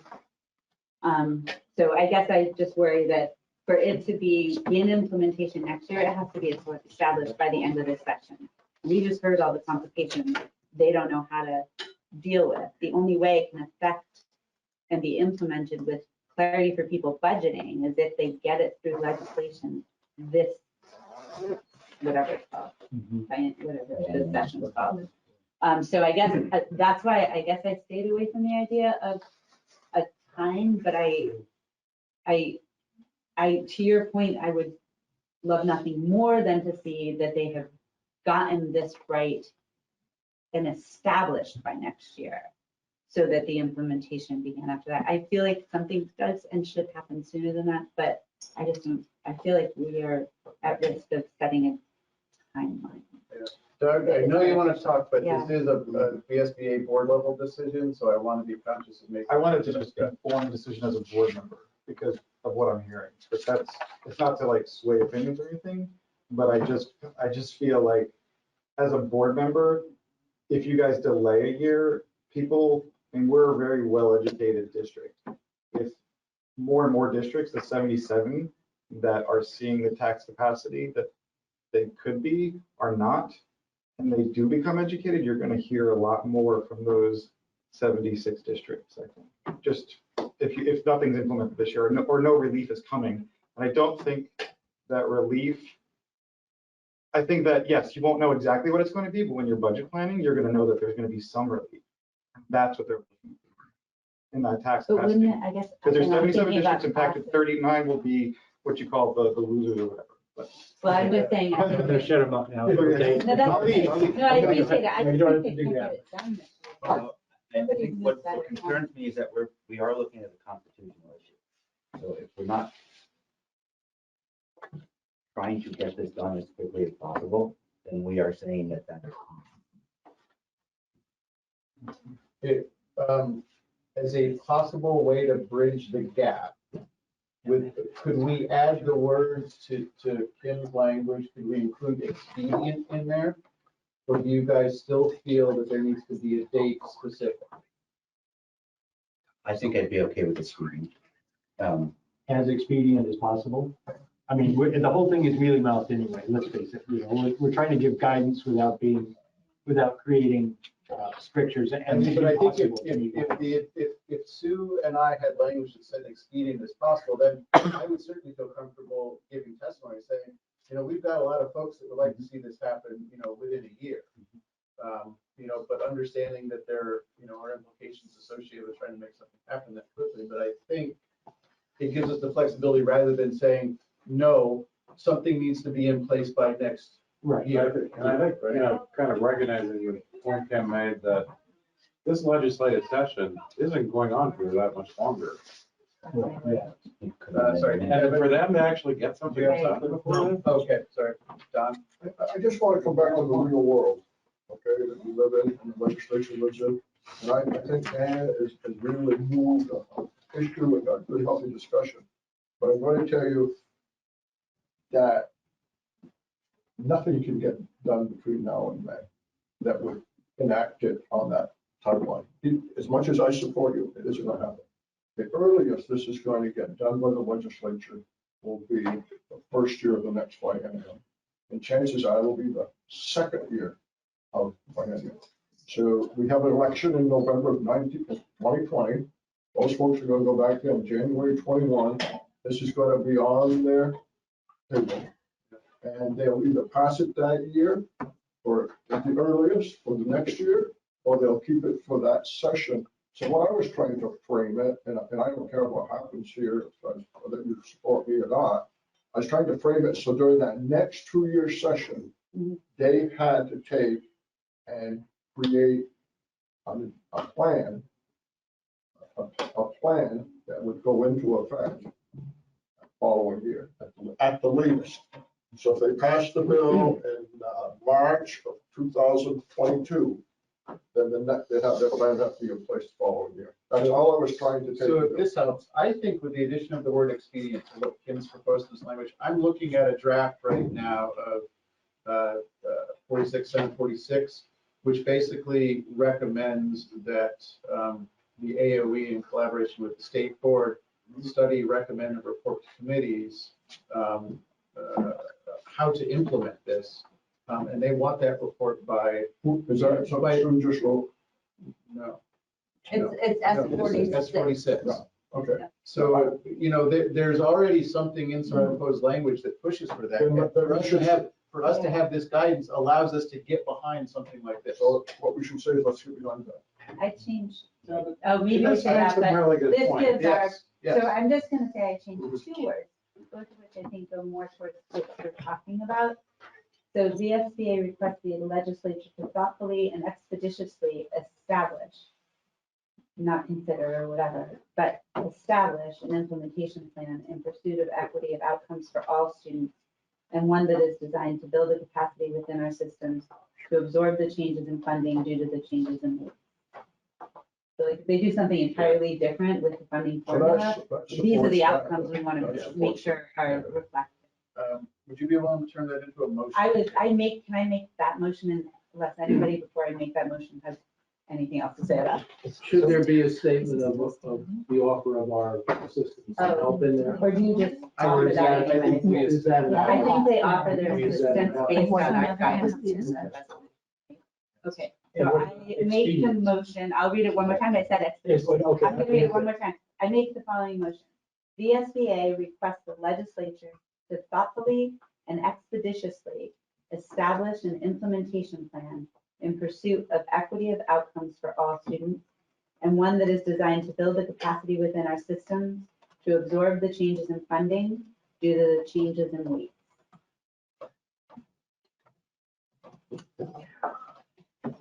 So this is a second motion. We have the first motion already approved. Yes. Yeah, the person wants to put this on. All right, so that is Kim, that is your motion. That is my motion. So we Is have there a a second. second? I'll second. Any discussion on the motion? Yeah, that's one thing, I think it's great, and I think a lot of these things, but we gotta make sure that our representatives have enough flexibility, because I'm cynical about these things, that if the legislature's in session, we're all in danger. They'll do something stupid that'll cost us all a fortune, and unintended consequences, so I like the motion, but we gotta leave them with enough flexibility to, if it gets into this, and they got the ability to say, no, we like the weighting study, but the way you guys are doing it is really gonna screw us. And I think you think this I think is. so, because this is thoughtfully. Yeah, As long as you- Yeah. And it can just do tries that. to define the outcomes we're looking for, and if we're in agreement about it being like getting towards equity for kids and getting towards capacity to handle it. in our Any system. further discussion on this? I think I try to perceive this supportive of. Yes. Okay. All those in favor then aye? Aye. Opposed? I'm gonna abstain. But I think it passed, but this statement we're making, we bring back to our local boards and tell them, it's probably not, admitting the reality, it's not gonna happen this session. Talk to the people running for the next legislature. We're behind this, do you support it? Do you want our votes? Are you gonna support it? Yes. So. Yeah, I'd like it. I'd like them voting to adjourn. Okay, we have a motion to adjourn. Who seconded? Are we ready?